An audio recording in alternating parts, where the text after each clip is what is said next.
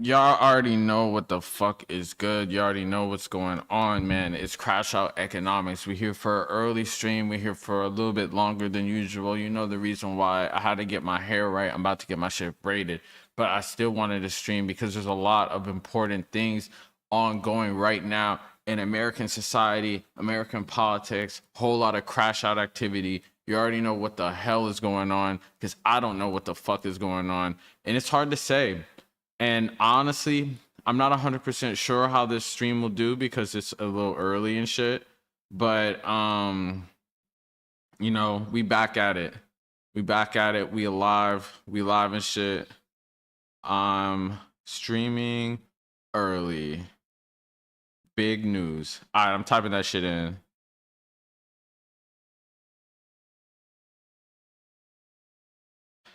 Yeah, so we streaming a little bit earlier today. I'm gonna stream for several hours. All right, I'm just letting people know. So, what we got today? We got some crazy news. We got President Xi Jinping from China essentially threatens the U.S. It says that they will use military action basically for Taiwan because, in case you don't know, Taiwan is basically America's trying to make it an outpost of American colonialism and a remnants of our control over, you know, Eastern Asia from back in the day, which we're slowly losing because of all the fuck shit we be doing. And, you know, we got rid of all those Patriot batteries and shit like that. So President Xi apparently kind of did like a soft threat to America. It said that if you really want to try to take Taiwan, you're going to have to get that shit back in blood. All right. Also, we got ChudtheBuilder arrested for attempted murder. Trump's trip in China and him basically talking about like Panda Express and shit like that. Also, too, we got Tulsi Gabbard apparently got raided by the CIA, which came out from a whistleblower. And yeah, we got a lot of crazy ass news. Let's just get this shit. Let's get into this shit right the fuck now. You already know what's going on, man. Crash Out Economics, real independent media. Where the fuck is my tabs? Here we go. Let's start with the motherfucking... Let's go. Donald Trump met Chinese President Xi Jinping in Beijing on Thursday.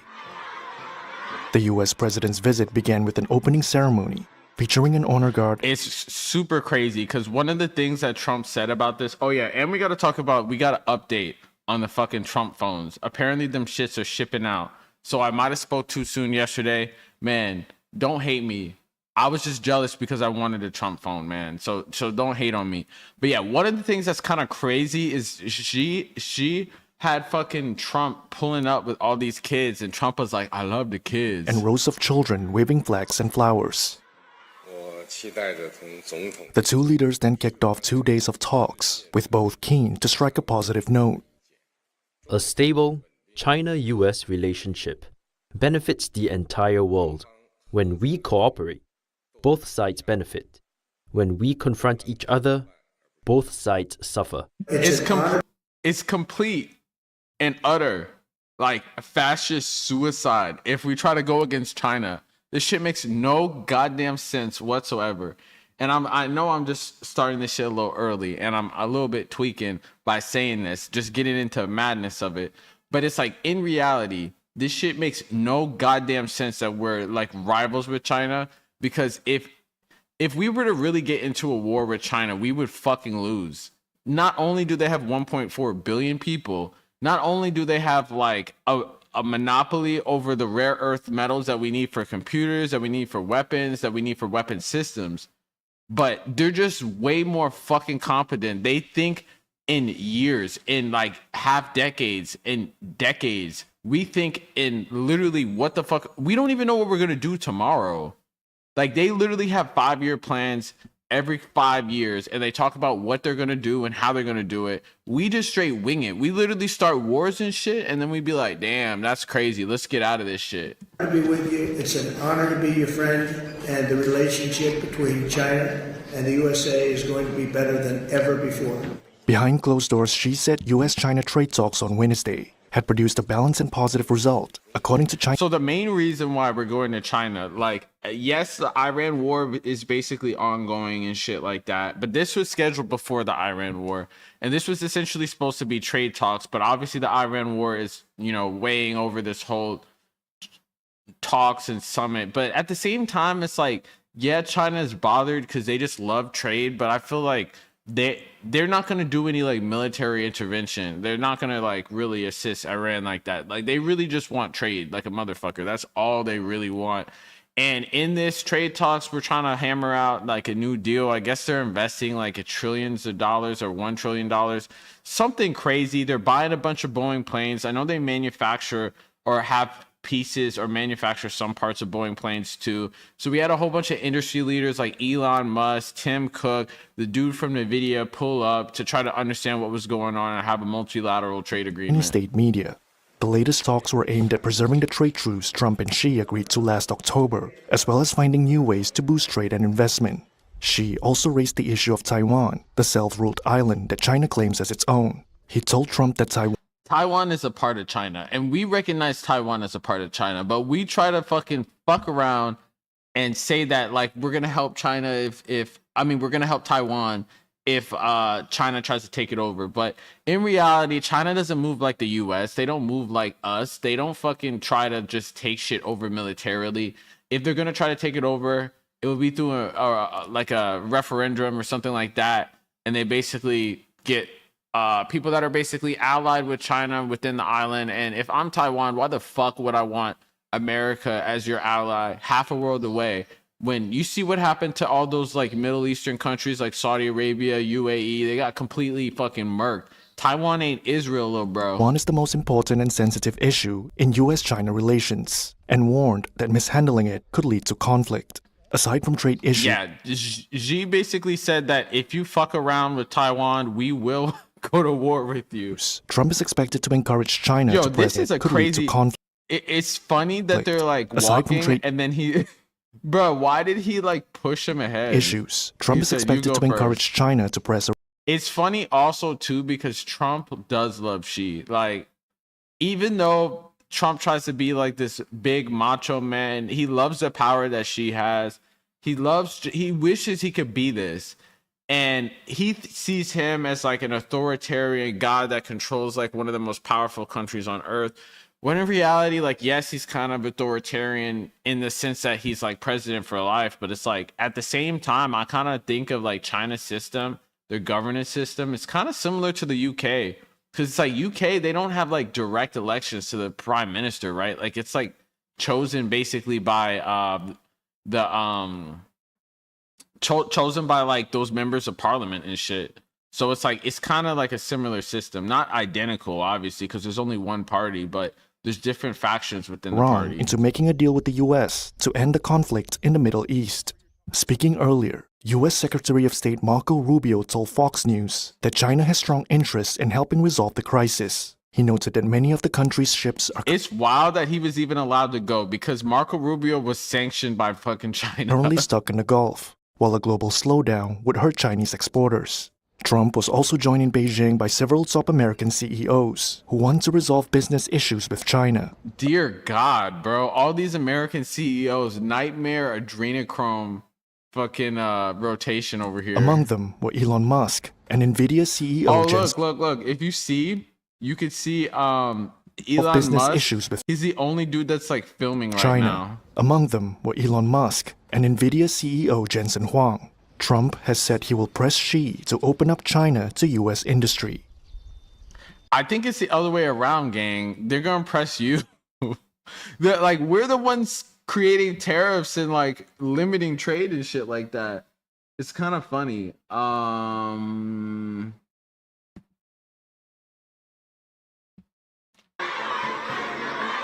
Donald Trump met Chinese... Sorry, this was the same shit. Bro was...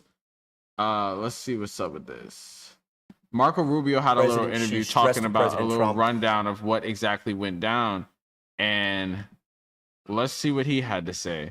The once sanctioned Marco Rubio, who's out in the flesh, literally in China for some reason. President Xi stressed to President Trump that the Taiwan question is the most important issue in China-U.S. relations. Talk to me about that moment when that was discussed. Well, they certainly feel that way, and they always raise that issue, and we understand they raise that issue. From our perspective, any forced change in the status quo and the situation that's there now would be bad for both countries. Bro, no one finds it a little crazy that we be the only motherfuckers that are straight up as imperialist enough to talk about if anything were to happen, it would be a big problem if China were to take over Taiwan or some shit, when it's, you know, technically part of fucking China.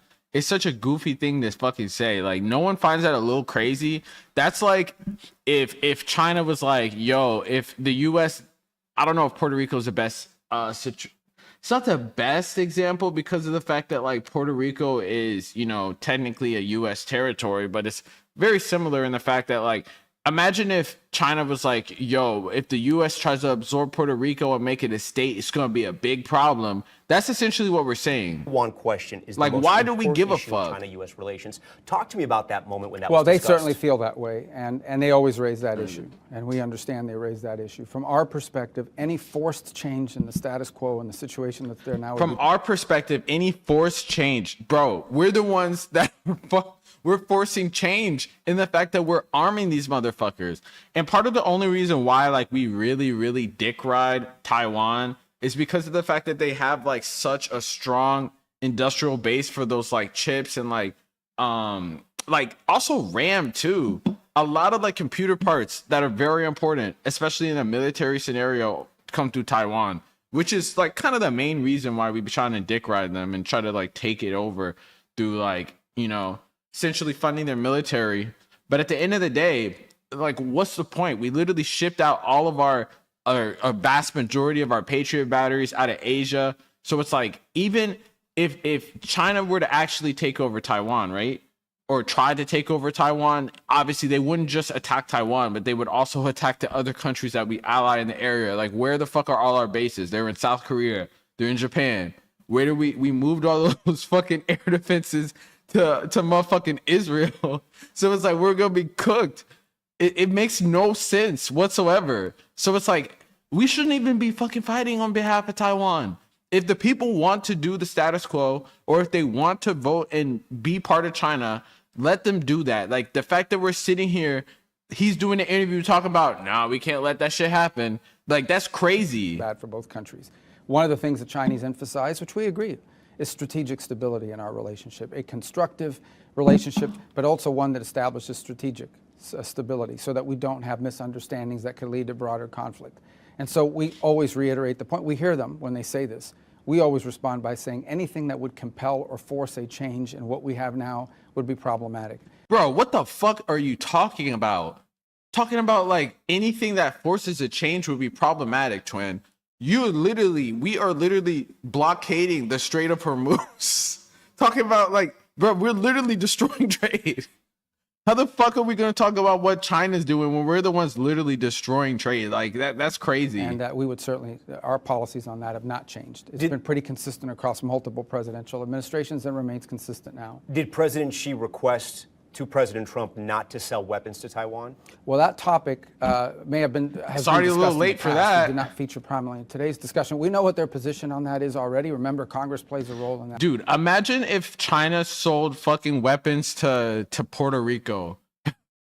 Like, imagine, like, we would be tripping. We would be livid. We would not be on point. If China was selling weapons to Puerto Rico, we would be, you know, it would be a lot different of a conversation. So it's like American exceptionalism is so wild to me. Like, I feel like as an American, you might not even realize it, but the fact that they're having this conversation talking about a whole nother country and trying to dictate what another country does, because Taiwan is technically part of China, is just wild to me. That process as well. And we have sold them weapons in the past. That's existed as recently as December, which they were very upset about. And that's a decision the president gets to make as Congress appropriates and as Congress decides what to do with those topics. We will respond accordingly. But nothing has changed in the way the U.S. views the relationship with Taiwan. It will defend Taiwan, as has been. Oh my God. Yeah, U.S. policy on. We should not be fucking defending, like, gang. Let the people decide. But at the end of the day, do y'all really want nuclear war over Taiwan? Like, is it that serious? For real? Like, we're that imperialist that we're really, I mean, judging by the fact of what we're doing for Israel, you never fucking know. Issue of Taiwan is unchanged as of today and as of the meeting that we had here today. It was raised. They always raise it on their side. We always make clear our position, and we move on to the other topics. We know where they stand, and I think they know where we stand. Do you think China wants to invade Taiwan? Well, I think China's preference. Honestly, China's preference is not, if they see how we're doing with Iran, I feel like their preference overall is to not be bogged down in a very costly war. Because an invasion of Taiwan is some fuck shit. Like, yeah, China has crazy military. Yeah, that shit could easily, like, obviously outnumbers Taiwan. But Taiwan is like a whole ass fortress, man. Like, invading Taiwan is not no easy feat. There's gonna be a lot of fucking death. There's gonna be a lot of people that get fucking murked. And at the end of the day, like, if they view Taiwanese people as Chinese, like, why the fuck would you want to kill your own people? Like, in a mass sense, not just the military, but a lot of people would die. So it's kind of like hustling backwards. That's some American shit to just murk people and say we're securing the hearts and minds. Is probably to have Taiwan willingly, voluntarily join them. In a perfect world, what they would want is some vote or a referendum in Taiwan that agrees to fold in. I think that's what they would prefer. Ultimately, it's featured prominently in President Xi's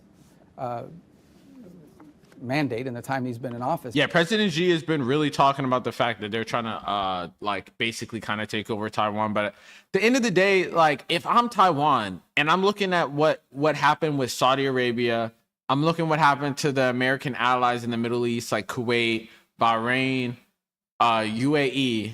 Why in the fuck? Why am I going to sit here and put all my eggs in the American basket? Like, they're going to really protect me. Like, yeah, they gave you like fucking like weapons and shit. Like, yeah, they gave, but like at the end of the day, how much can we really even help them like that? He's made clear that I don't know what the fuck that shit was. what they call reunification, that's what they call it, is something that has to happen at some point. We think it would be a terrible mistake to force that through force. I don't know why that shit just delayed like a repercussions for motherfucker. that globally, not just from the United States. I wish I saw what that notification was for. I don't know why the fuck Twitch be like tweaking like that, but shout out whatever that notification was, gang. And we kind of leave it there. That sort of ambiguity is what I think has defined our the way we characterize this issue. And Man, if you on this motherfucker, do something for me. Make sure you sub up if you can. If you can't sub up, just follow and shit. If you're on YouTube, sub up. If you're on Twitch, you know, consider dropping a sub ski. You know, with the Jeff Bezos bald head ass money. You already know. Let's go. Let's get into this. We don't want to see conflict. We don't want to see something disruptive happen, because I think it would be very disruptive for the world and for both countries. I know you're watching China. You don't think they're ramping up their military to do something in Taiwan? Well, I think they're ramping up their military in general. I mean, the pace of growth in the Chinese military over the last 10 years has no precedent. None.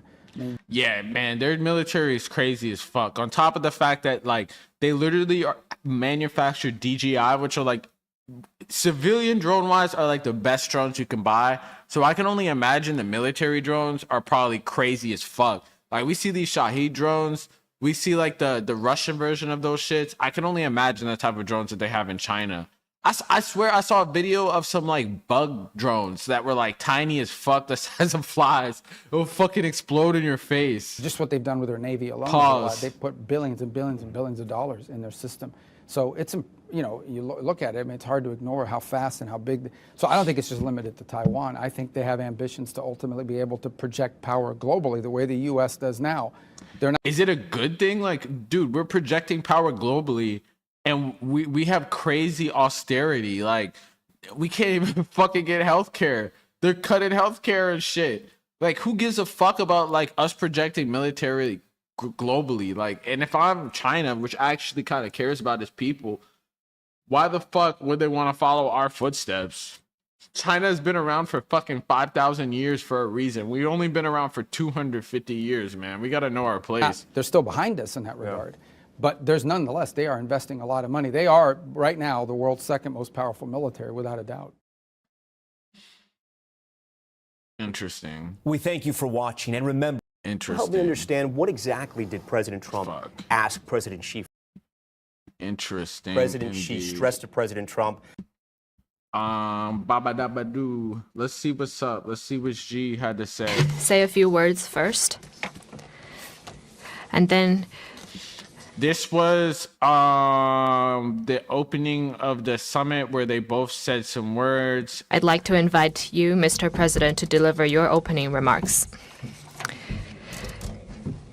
President Trump, I'm very pleased to meet you in Beijing. Welcome back to China after 9 years.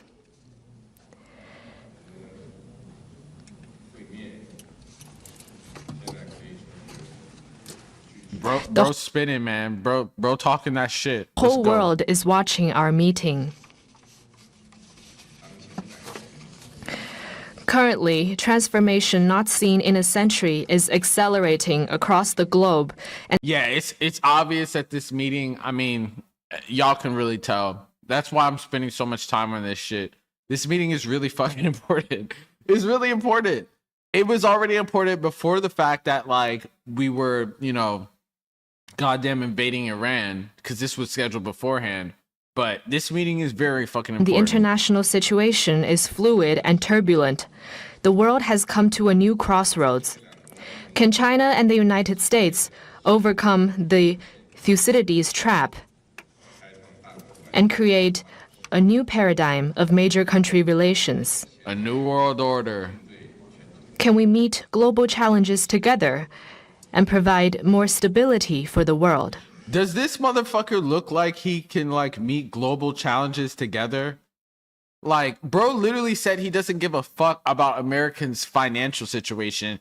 All he cares about is Iran getting or not getting a nuclear weapon. So it's like, I don't know if he has the capability to really even give a fuck about, multilateral agreements or, like, solving problems in the world, that we could be working together with China instead of, like, treating them like an enemy.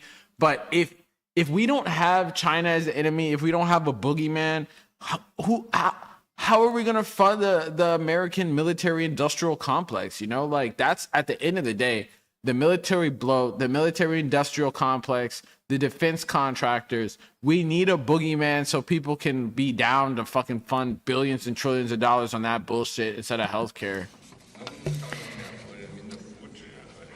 Can we, in the interests of the well-being of I mean, it's kind of crazy that it's instead of, because we're the richest country on earth, and China out here doing both.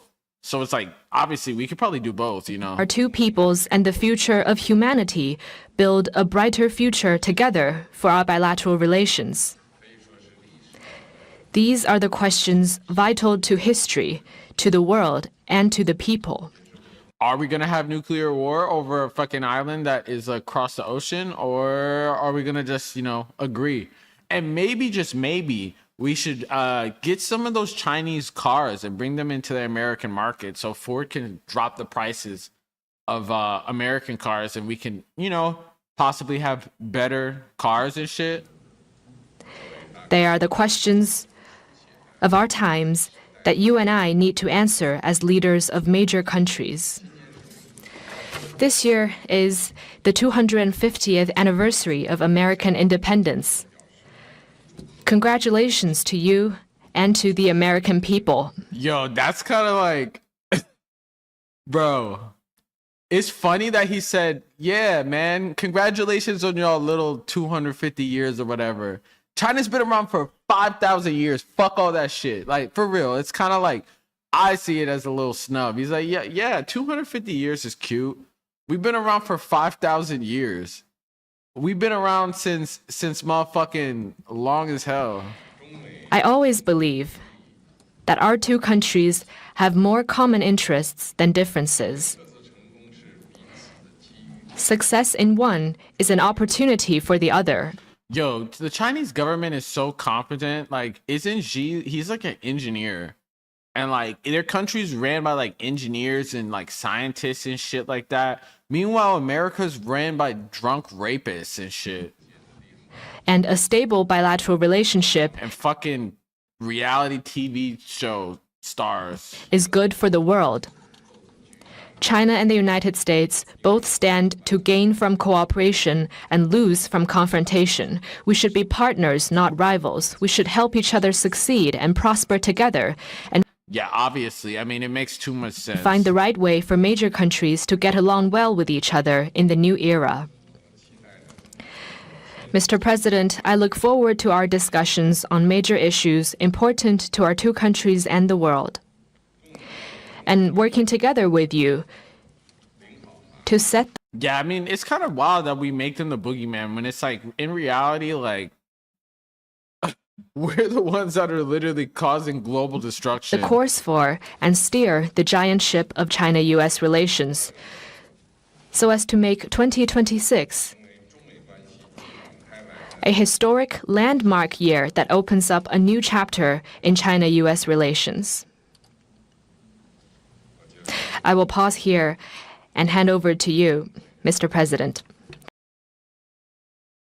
There's motherfucking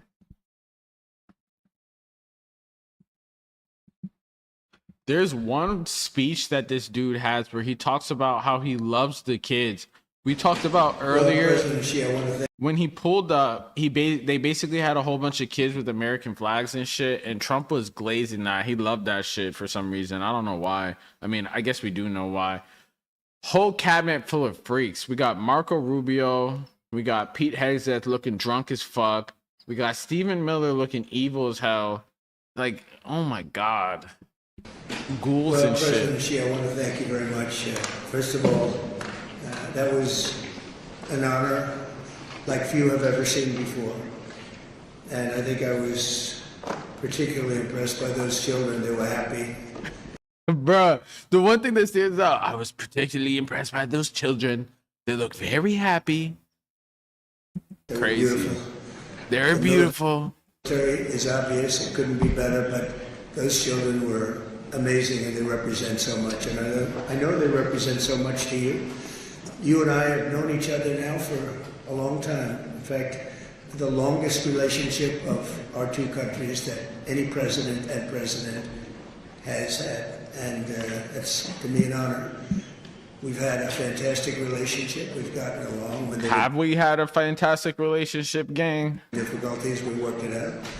I would call you, and you would call me. Yo, why is Marco Rubio, his eyes like kind of poking out and shit? Bro, look like he's tweaking. Whenever we had a problem, people don't know.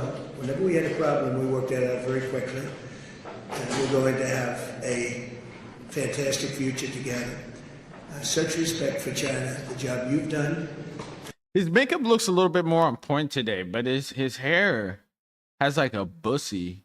The fuck? That piece is like flying out and shit. Not even a comment on his appearance, because he generally looks tired as hell, but like, where does his neck start and where does his chin start? Honestly, that's a valid question. You're a great leader. I say it to everybody. You're a great leader. Sometimes people don't like me Marco looked coked out like a motherfucker. saying it, but I say it anyway because it's true. I only say the truth. And I just want to say, on behalf of all of the great delegation that we have the greatest businessmen, the biggest, I guess the best in the world. We have amazing people, and they're all with me. Every single one. Yeah, everyone pulled up. Tim Cook, even though he's retiring, pulled up. We got Elon Musk, the freak. He pulled up. We got the dude from NVIDIA. You know, he pulled up. Basically, all the business leaders literally pulled up in the delegation because we're trying to get some trade done. Apparently, We asked the top 30 in the world. Every single one of them said yes. And I didn't want the second or the third in the company. I wanted only the top. And they're here today to pay respects to you and to China. yo, this skinwalker right here. He's like, yo, our And we look government is so forward to fucking weird. Trade and doing business, and it's going to be totally reciprocal on our behalf. So I really look very much forward to our discussion. It's a big discussion. There are those that say this is maybe the biggest summit ever. They can never. I mean, it's very important, but you made it bigger in the fact that you are literally destroying trade of oil, and then at the same time manipulating the market to get hundreds of millions, if not billions of dollars. It's just like, God damn, man. Remember anything like it? I can say in the United States, people aren't talking about anything else. But it's an honor to be with you. It's an honor to be your friend. And the relationship between China and the USA is going to be better than ever before. Thank you very much. Thank you. Let's hope it's better than ever before. Thank you, Press. Thank you, Press. Thank you, Press. There's one speech.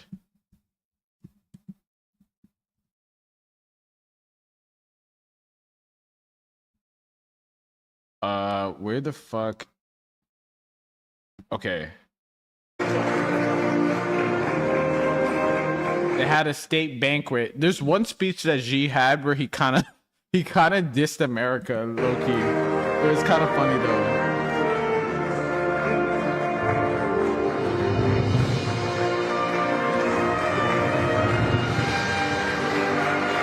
Yo, the pageantry. Bro's loving this shit.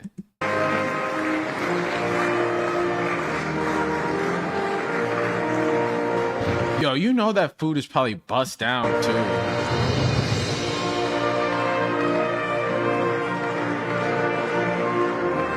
Yo, there's Eric Trump. God damn, bro. Where the fuck is the Trump phones? Where's the damn Trump phones, man? Where's the... Bro's in China. We worry about the damn Trump phones, man. Let me get my goddamn phone.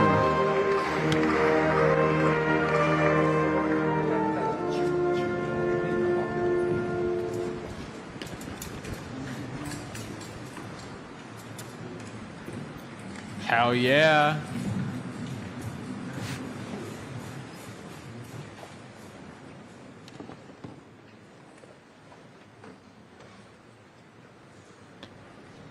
Bro's like, yeah, them phones never coming out.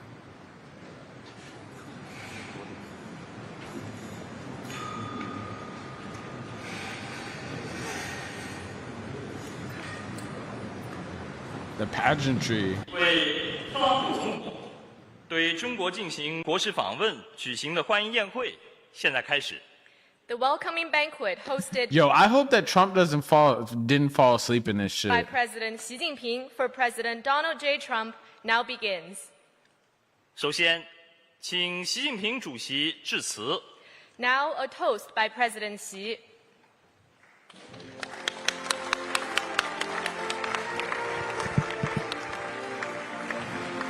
Yo, this shit is kind of dope for real, man. I know that food is bust down. "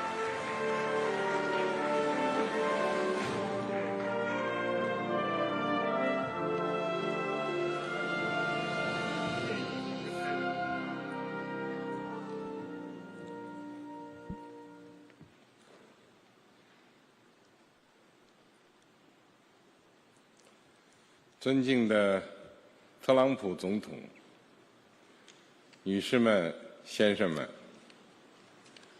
很高 We're 兴 gonna get this English 为 translation 特 though. 朗普总统对 Please. 中国进行国事访问 I wanna know. 举行国宴。首先，我特朗普总统 President Donald J. Trump, ladies and gentlemen, it is a great pleasure to host the state banquet in honor of President Trump during his state visit to China. On behalf of the Chinese government and people, I'd like to extend a warm welcome to President Trump and the U.S. delegation. Interesting how translations of this shit works. I guess they just make it easy like that. 这是一次历史性访问。今年是中国15开局之年，14亿多中国人民立足于5000多年中华文明深厚基础，或是现代化周年，国创新工程，实现中华造福世界。 The start of China's fifth. This Okay. is a This is okay. So I guess he talks and then they have like the translation after. historic visit. This year marks the start of China's 15th five-year plan for economic and social development. like I said, China be working in 5-year plans. We be working and we don't even know what the fuck we're gonna do tomorrow. The over 1.4 billion people of China, drawing on the rich heritage of our over 5,000-year civilization, are advancing Chinese modernization on all fronts through high-quality development. This year is also the 250th anniversary of American independence. Slight little shade right there. I don't know if you're catching that shit, but he basically said that China's been around for what, 5 centuries in this iteration? I mean, probably longer if you count like the stuff before, but like he basically said China's been around for 5,000 years. Wait, that's way more than 5 centuries. I'm tripping. They've been around for 5,000 years. And he basically said that America's been around for 250 years. So like he kind of is like throwing a little shade, like y'all need to stop. Y'all need to stop acting up because we've been around the block 5,000 times over. The over 300 million American people are reinvigorating the spirit of patriotism, innovation, and enterprise, and ushering in a new journey for the development of the United States. The people of China and the United States are both great peoples, achieving the great rejuvenation of the Chinese nation and making America great again. We are definitely not making America great again. Bro, just throwing in that glaze just for a little bit. You know, I guess maybe it's their culture, you know, to be nice. Even though there's some points, I guess, in this summit where they've definitely put their foot down. But, you know, they got to throw a little glaze. They said, yeah, y'all making America great again in theory, right? Can go hand in hand. We can help each other succeed and advance the well-being of the whole world. 55年前，尼克松做的故事，两国多次保。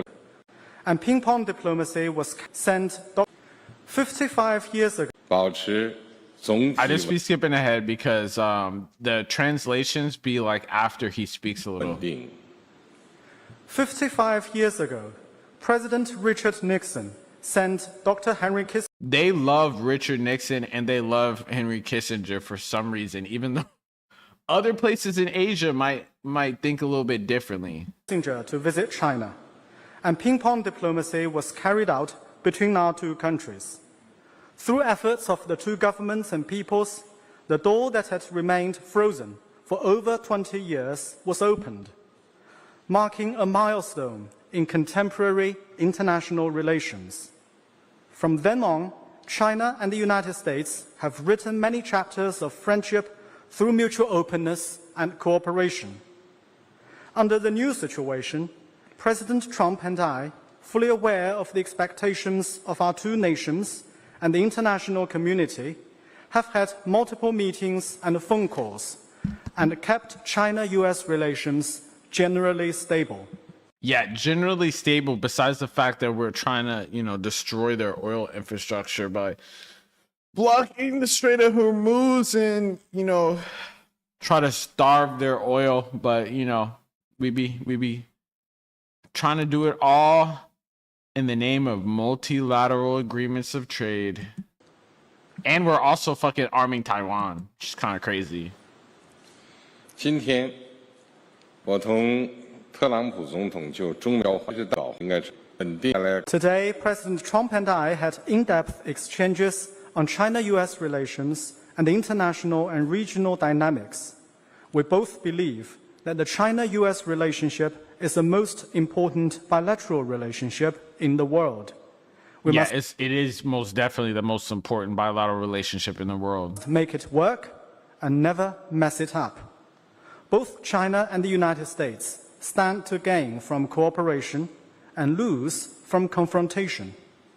Our two countries should be partners rather than rivals. And that's kind of like the whole theme of all this is pretty much China just has been saying that they want to be partners rather than rivals. And America, I mean, it seems like Trump is pretty much glazing him and wants to be partners also now. But like when they leave and they act all crazy, they treat China like it's a whole fucking like enemy of the state when in reality we could be working together and, you know, make the world a way better place. We could use their high-speed train technology, and I could go from like Los Angeles to San Francisco in an hour, or like we could be traveling the country. Imagine going across the country in the same day, not even taking a plane. Like that is the world that we could be living in. But instead we're living in fucking like, I don't even know, gang, like a whole major parking lot as a country. President Trump and I also agreed to build a constructive China-US relationship of strategic stability to promote the steady, sound, and sustainable development of China-US relations and bring more peace, prosperity, and progress to the world. Yeah, but keep in mind, was scheduled to happen before the Iran war.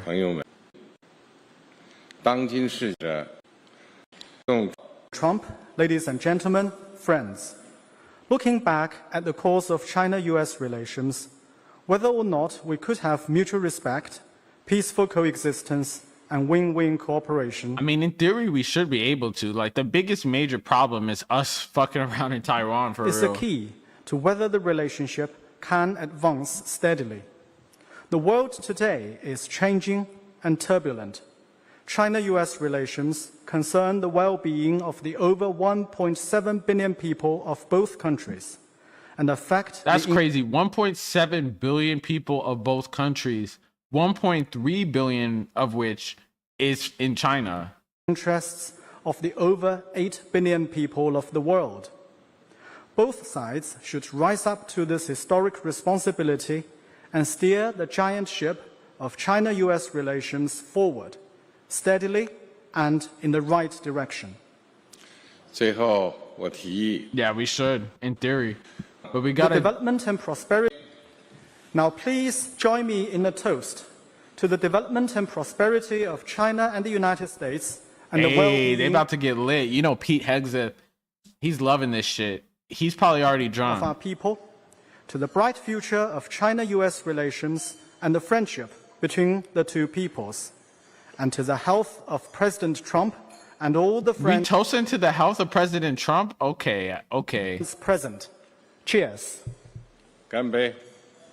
Cheers.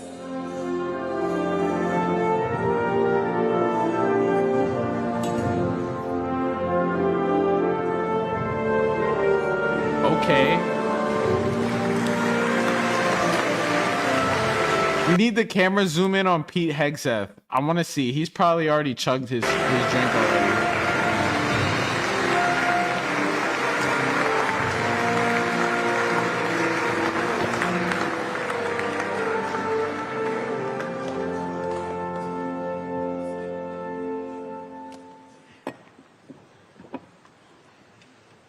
Is Trump about to say some words? 谢谢习近平主席。 Thank you, President Xi. 现在请特朗普总统致辞。 Next, a toast by President Trump. Bro got bad posture while walking. I'm not even trying to be a hater, though. Bro really said, yo, y'all been around for 250 years. We've been around for 5,000 years. Band for band on country length of time. Well, thank you very much. This is a great honor. It was a fantastic day. And in particular, Bro's actually being civil. I want to thank President Xi, my friend, for this magnificent welcome. And it really was a magnificent welcome like none other. And for so graciously hosting us on this very historic state visit. We had extremely positive and productive conversations and meetings today with the Chinese delegation earlier. And this evening is another cherished opportunity to discuss among friends some of the things that we discussed today, all good for the United States and for China. And yeah, let's hope so. It's a great honor to be with you. Please. At least bro put on his adult pants and he took his dementia medication and he's not saying no crazy shit. 感谢习近平主席。今天我们度过了非常美好的一天。首先要感谢习近平主席这一盛大的欢迎。那么也非常感谢在这一次历史性的国事访问当中非常慷慨地接待了我的代表团。那么今天早些时候 I feel like it's kind of like acting. Like whenever you're acting and you're a background character, you gotta like stay busy on screen. He's kind of like staying busy on screen in between when they do 我们 these 跟中方 translations. 进行了富有成效。 But he's kind of never mind. He's kind of falling asleep. He kind of looks like one of them lizards that be like when their eyes start drooping down and then falling asleep and shit. 以及具有建设性的对话。那今天晚上将是我们另外的一次机会，能够共同再次讨论我们今天早些时候已经讨论到的一些问题，以及我们的共同利益，以及我们如何能够为全人类塑造更好、更安全的未来。Back to American relationship between the 更安全的未来。The relationship between the American and Chinese people goes all the way back to America's founding. The first American consul to China, Samuel Shaw, arrived on the first American trading ship to reach these shores in 1784. God damn. The Chinese merchants had a name for the Americans. They called their visions the New People. 2.5 centuries later, that first connection has grown into one of the most consequential relationships in world history. It is, and we be almost fucking up the bag. 美国人民和中国人民之间的友谊可以追溯到美国的建国之初。那么，美国的第一任驻华大使塞缪尔相传到达了到来的美新的民族友谊重的关系。A deep sense of mutual respect. Founding father Benjamin Franklin published the sayings of Confucius in his colonial newspaper, and today's sculpture, recognizing that ancient Chinese sage, is carved into the face of the United States Supreme Court very proudly. 从一开始，我们俩美当中法院的雕刻行致敬。Admirers of President George Washington gifted a Yeah, so I want to move on a little bit. I want to see what Xi basically said. What he basically said about Taiwan. Because it was very important. As we've been reporting, President He Trump basically said that they don't want to have war over Taiwan, but they're down to have war over Taiwan if we fuck around. Basically, he said FAFO, Fufo, Fupa. He said, fuck around and find out. in Beijing for high-stakes meetings. Honestly, I hate saying that shit because that sounds like some boomer shit, but basically that's what they said. Chinese counterpart Xi Jinping. President Trump last visited Beijing nearly a decade ago in 2017. This time around, the two are expected to discuss trade, the Middle East, and Taiwan. China claims the self-governing island as part of its own territory. Last year, the U.S. approved They don't claim it is part of their territory. $11 billion arms sale to Taiwan. But we also gave them $11 billion, and we're like, what? What's the problem?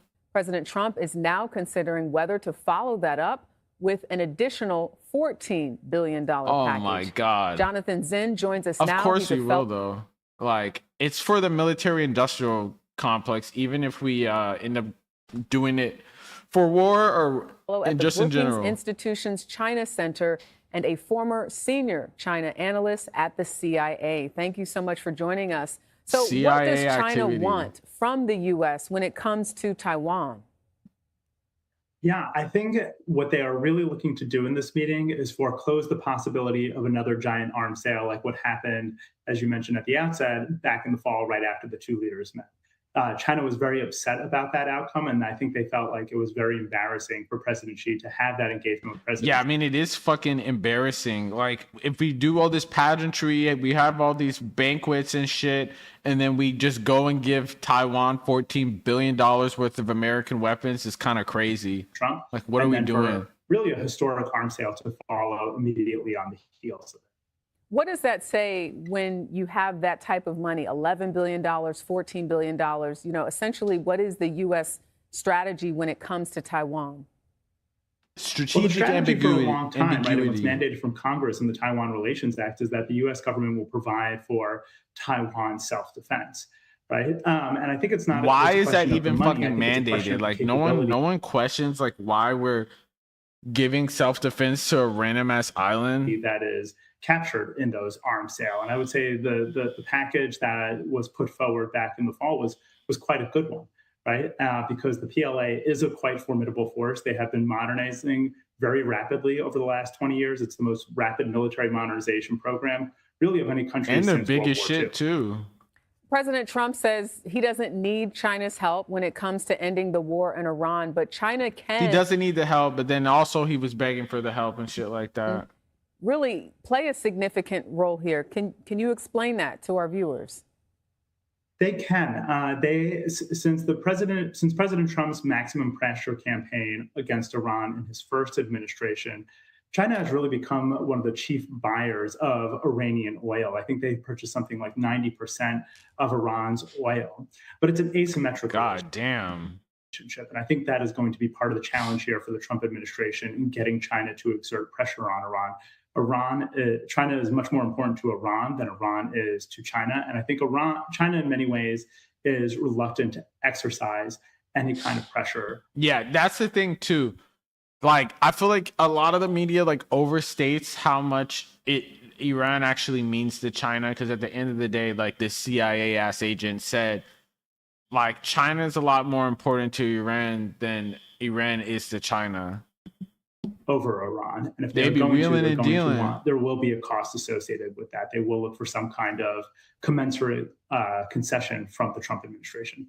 We have Iran, but then we have deals. You have some of the top business minds in the country they also all pulled on up. this trip with the president. What else are you looking for when it comes to that part of this summit?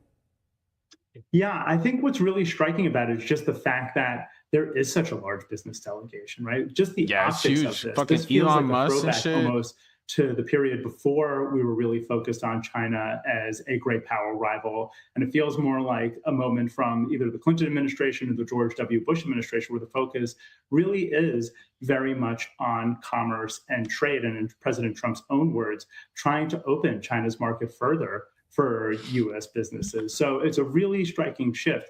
It's also and AI real shift in the context of the trade war that got underway almost exactly a year ago, right? Where the Trump administration was looking to remedy some of the trade imbalances in the relationship and really push China pretty hard to make reforms. Now we're much more focused on doing business with China. All right, we're all awaiting to see what the end result is. Jonathan Zinn, thank you so much for your time. What does China Chinese want President in Xi Iran Jinping had stern words Taiwan? for President Trump about Oh, yeah, Taiwan during their this meeting. just dropped. According to a Chinese foreign ministry spokesperson. This is just now. Okay, this is what I was looking for. China's president had very strong words towards America for like basically them trying to sell $14 billion.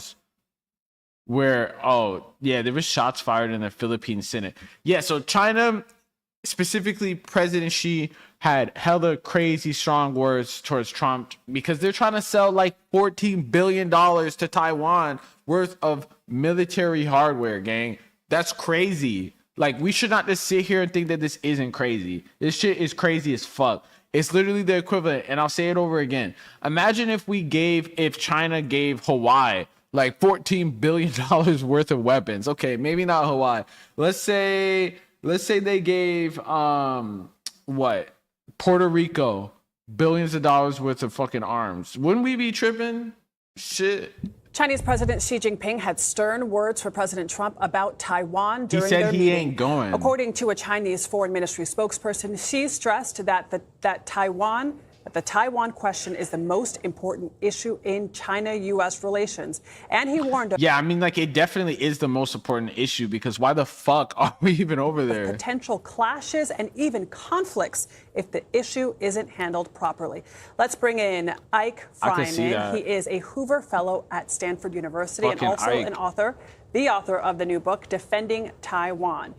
So it seems like this is really the first time, Ike, that Taiwan has really been on the negotiating table because the president himself said that he would reconsider. He'll think about so this is like the number one issue with China and U.S. relations because we basically just throw ourselves into shit that doesn't really concern us whatsoever and try to get a bag with the military-industrial complex. Agreement to provide Taiwan with more arms or funding for arms. What is it that China wants specifically? Because it's, I think, what is it that China wants specifically with this fucking crazy-ass Barry Weiss-owned network? Maybe it's the fact that they recognize and we recognize that Taiwan is a part of China and we're selling them weapons like we're some fucking arms dealer. Shot for the U.S. we to are an arms support dealer, but China's still. stance on Taiwan. China is feeling confident and they want to see what they can get.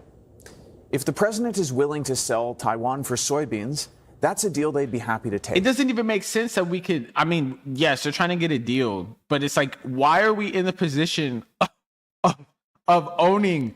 Like, why are they acting like we own Taiwan? We don't.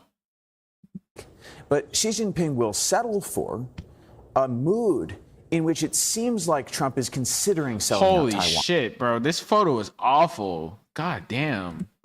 Because that plays into his primary strategy, which is undermining the morale of the people of Taiwan so they elect a more pro-Beijing leader next time. So, do they really need to undermine the morale of Taiwan? Because it's like if the U.S. is backing them, their morale probably is already like, in that sense of feeling like they're protected in any shape or form is probably downhill. It's been written about, you've written about it in your book, that Xi Jinping is obsessed with Taiwan. What is the obsession with this tiny island? Dude, what is the obsession with this tiny island that we literally fund? First off. Second off, they're obsessed because it's part of China and they like on some nationalist shit, they view those people as Chinese also. I mean, because they are. So I don't know whether like, what's the obsession with the tiny little island? Why? Understand its economic significance, but why is it so important for him to reunify Taiwan with China? For the United States, it's easy to tell a story that Taiwan matters because they make the chips that power the AI revolution. But China cared about Taiwan long before that. And the reason is Taiwan is the unfinished business of the Chinese Civil War. It is. So basically, if you don't know already, there was a Chinese Civil War where Mao Zedong basically conquered all of China. And then this other group, it's KMT, they basically were like it was the communist side of China versus the pro-Western democracy side of China. And it really just became pro-Western democracy because we kind of like, you know, put them up and funded them later along the lines. But basically, they fought. The Taiwanese government was like an exiled Chinese government. They ended up leaving and they fled. They went to the island of Formosa. And essentially, they've been posted up on a fortress-type island since the fucking Chinese Revolution. And pretty much that fascist government executed a bunch of people, killed suspected communists on the island, did a whole bunch of fuck shit, you know, straight up. And ever since then, China has really wanted to reunify them. And the question of what Taiwan is really a question of what China is. Xi Jinping thinks that he is the man who will achieve the quote-unquote reunification. He wants to be that agent of China's historical resurrection. And he sees the United States as standing in the way. We are. In 1949, when the nationalists in China fled to Taiwan when Mao took over. Let's talk about the importance of semantics to the Chinese government, because what they want here is really a change of language in terms of the U.S. posture toward Taiwan. Explain that to us. Well, the current government in Taiwan says, we won't declare independence, don't worry about that, because we already are an independent country called Taiwan. And that makes Beijing uncomfortable. They won't negotiate with the current leaders in Taiwan. The democratically elected leaders. The democratically elected leaders. The democratically elected leaders. They had to let us know that. Doesn't take a position on Taiwan's status. Our longstanding view is this can be resolved any which way, as long as Taipei and Beijing can agree to this. Yeah, of course. That's our long-standing view. That's why we're sending them fucking $14 billion worth of weapons. Y'all can figure it out on your own. But we're just going to help y'all figure it out by sending y'all a bunch of weapons. Force or coercion, and in a way that's democratically acceptable to Taiwan's people. It should be up to Taiwan to choose its own fate. And we will have their back for as long as necessary so they don't have to take a deal in front of the barrel of a gun. But the U.S. Bro, what? That shit doesn't even fucking make sense. Y'all can decide your own fate, but we're basically here so you don't have to decide your fate under the barrel of a gun. But it's like they're basically in between two guns. Carefully says that we do not oppose Taiwanese independence. What does Beijing want us to say instead? Beijing wants to say that we oppose Taiwan independence as opposed to we do not support Taiwan independence. And this is a yeah, so they're basically saying that they want us to be on the same page as China. They want the U.S. to basically say that we oppose Taiwanese independence. Because, I mean, they're technically not independent whatsoever. And it makes no sense for them to be independent, you know? Language game, it has absolutely no substance. Unless they want to be. Like, in my opinion, it doesn't make sense. But it's like, I really just feel that the obviously the Taiwanese people should be able to choose whatever they want to do. And a lot of them work in mainland China or have, you know, relatives in mainland China. So it's like, it kind of makes sense that if they wanted to be a part of mainland China, I would assume there's a lot of benefits of doing that shit also versus being an American colony where we just want you for your data chips. Significance, and I have no idea what the president will say. Either way, the substance of the U.S. longstanding one China policy hasn't changed and almost certainly is not going to change. So, full disclosure, I have in-laws who Bro is so motherfucking bald. In Taiwan. But the question for me is, I understand that there are some political members of the political class in Taiwan who would like to see rapprochement with Beijing. Yeah. So could we see a reunification that doesn't happen with violence? And obviously, the only way it would happen with violence is the U.S. They basically play the cards in this shit. What is, to the average American who is watching all of this play out and they're dealing with the things that they have to deal with here, domestic issues, it might be hard for them to understand why the United States would be willing to risk blood and treasure to defend Taiwan. It makes no goddamn sense whatsoever. Help them understand that. Well, Taiwan has to choose its own fate. And some people in Taiwan believe that the best way to reduce the risk of a crisis is to do diplomacy. And I think that's a legitimate position to hold. What the American people should understand is that if Taiwan is forced to capitulate with a gun to its head, this will have a chilling effect on the entire politics of the region. How does it affect us, though? It seems like the only reason why they would have a gun to their head is because of the fact that we are literally instigating the situation. So it's like, it's the most American shit ever to be like, it would be real crazy if Taiwan had to make this decision with a gun to their head because we gave them $14 billion worth of weapons. Like, gee whiz. It will lead to China seizing control of the commanding heights of AI, and it will give China the leverage to extort our trading partners and our allies, and eventually to dominate the region and use that to go after us in our hemisphere. Bro, what? So their reasoning is that China is going to use the fact that they took over the island that they already is part of China and use it to take over the whole hemisphere and eventually take over our hemisphere. This is about what kind of century we want to live in. Why is this shit don't make no sense? It does not pass the smell check. Language, because I find this so fascinating. Right. Why is well, because the Chinese care very much about language. Why do the Chinese care so much about language? What is the mood that they're trying to shift? Why does the language matter so much to them? How the U.S. verbalizes? Because we have strategic ambiguity. We literally sit there and we don't say what we're going to do and what our stance is on anything. It's hella stupid. You know, our position on Taiwan. Because the fundamental question for China is whether there is such a thing as one China and Taiwan being part of it. And their narrative, which is part of the legitimacy narrative of the Chinese Communist Party, is China has been divided for 100 years because of intervention by hostile foreign forces. First, the Japanese colonialists. It's true. And then the Americans. And if Xi Jinping can be the guy who brings Taiwan into the fold, then he has written his own way into the history books alongside China's greatest emperors. Written his own and way he's proven that the Chinese Communist Party is the legitimate and the only legitimate regime that can be in charge of China. Yeah, I don't know how the fuck the KMT would be in charge of China. They're barely even like in charge of so much is going to unfold, Taiwan. And very interesting that the Chinese were very clear about what Xi Jinping said about Taiwan to President Trump, and then we didn't hear a peep from the White House on that. Of course we didn't. What the fuck they gonna say? Eric, thank you, Ike. Thank you so. Yeah, so switching gears. We're back. That's enough of the China situation, just to give a thorough rundown of what the fuck was going on with that. Trump really does love the kids. Trump really does love the fucking kids. All right, so we're gonna talk about JD Vance. Has taken the stage at the White House, and we are going to. Back in America, switching back to domestic policy, we're cooked. We're cooked, chat. If you're in California, you're fucking cooked.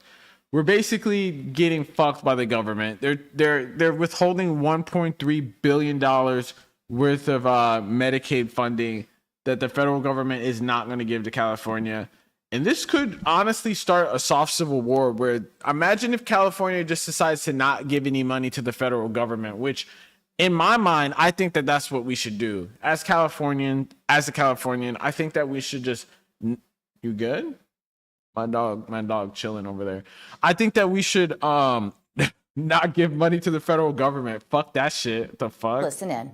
Outside of the country with the President of the United States. So on days today, I sometimes feel like Macaulay. This is all because of the whole fraud investigations, but they don't give any actual proof of fraud in this whole message at all. Culkin and Home Alone. I walk into the White House and it's very quiet and no one's there. And it takes me a second to realize exactly what's going on. But we've got a very big announcement today, actually a number of big announcements. And how are they smiling? We've got a very big Andrew and Dr. Oz and Kim about that. But let me just say that we've been hard at work over the last several months trying to make sure that we take care of the people's money and trying to make sure. Yeah, they're so happy taking away fucking medical benefits from millions of people, if not the entire state of California. $1.3 fucking billion because of this dickhead who investigated fraud that didn't even find any fraud. Bro just hates Armenian people. That the services that exist for the betterment of our fellow citizens, whether they're low-income kids who need access to food resources, whether they're low-income families who need access to medical benefits, that those programs are protected for the people who actually need them, that they don't exist to enrich fraudsters, but they exist for the American people for whom Congress has said they're entitled. And that's exactly what this fraud task force is about. One of the things that I thought going into... I wonder, what's the over-under on them actually finding fraud that is at a level of $1.3 billion that justifies this? And if they're going to give any of that fucking information in this bootleg-ass press conference. But that I've learned about fraud is that it always has two fundamental victims. The first victim is the American taxpayer, who is generously paid into these programs in an effort to give their fellow citizens a leg up. But it also has as its victims the people who are meant to benefit from these programs who are not able to benefit or maybe are benefiting. Define the fraud, man. Like, if we're talking about fraud, why are we talking about Rick Scott? Literally fucking defrauded the government of billions of dollars. Less because of what a disaster some of the fraud has wrought in these programs. And let me just give you a few concrete examples of what we're worried about, of what we're targeting, and also what we're going to do to solve some of these problems. So first, we're announcing that the federal government is deferring $1.3 billion in Medicaid reimbursements from the state of California. And the simple reason is because the state of California has not taken fraud very seriously, and because $1.3 billion are being deferred from the state of California. So let's see if there's any examples that justify this shit. We see a lot of the consequences that I just referenced. And again, let me highlight the fact that this really is two separate victims. So there are California you're creating victims right now. Taxpayers and American taxpayers who are being defrauded. We're talking about American taxpayers. Nigga, we send billions of dollars to Israel. The fuck? This is crazy. Because California isn't taking its program seriously, but also you have people who've been prescribed medication. Source, trust me, bro. That they don't even need. Sometimes they've had drugs put into their bodies that they don't need because fraudsters have actually encouraged false prescriptions and false administration of medications. What? So think about this. You're just a... The fuck is this dude saying? Yo, Did Twin just say that people, because of fraud, people are taking medications they don't need and are prescribed? This dude literally just said, because of fraud, doctors are prescribing people random medications and people are just taking random ass shit. Drugs put into their bodies that they don't need. This doesn't even fucking make sense. But also you have people who've been prescribed medications that they don't even need. Sometimes they've had drugs put into their bodies that they don't need because fraudsters have actually encouraged false prescriptions and false administration of medications. So think about this. You're just a How the fuck does that? So people get prescriptions from doctors because fraudsters encourage fake prescriptions? person trying to go see a doctor, you assume that your doctor is doing the right thing, but these fraudulent healthcare providers are getting rich by giving people medications they don't even need. It's a defrauding of the American taxpayer. So you're blaming the health providers, but what about the fraud in the insurance level? But it's a violation of the trust. Charging people for fucking shit that they don't need. Should exist between every American and where's the the sources of this? When did this happen? That's one thing that we're targeting, and this is why we're taking this action, is because we want California to get serious about this fraud. The second thing I want to talk about, and it requires a little bit of background explanation, is that we are going to very aggressively encourage the states to take Medicare fraud more seriously. So I think a lot of you understand, but for those of you... Dude, Medicare fraud... There would be no Medicare fraud if we had universal health care. And like, what even is Medicare fraud? People acting like we're scamming because you just want to go to the hospital. You watching at home who don't appreciate this. The Medicaid system that exists in the United States is really 50 separate systems. The federal government pays most of the Medicaid money, but then each of the individual states actually administers the Medicaid program. Now, we have red states and blue states that go after fraud aggressively, but we also unfortunately have some states, mostly blue states unfortunately, that do not take Medicaid fraud very seriously. So you have what's called... How does one scam Medicaid fraud? Like, they act like they're cashing out with these benefits, like they're just going to the doctor. Medicaid fraud control units, or MFCUs. These Medicaid fraud, these anti-fraud units within the Medicaid program, we generously, meaning the federal government generously gives these fraud control units many, many billions of dollars across the United States of America so that they can take Medicaid fraud seriously. But let me just give you an example to highlight how absurd some of these give us a fucking example, Medicaid fraud programs are, because they're not actually being used at all. This is a tool. This is a tool that we want the states to use, but unfortunately, a lot of states aren't using these tools at all.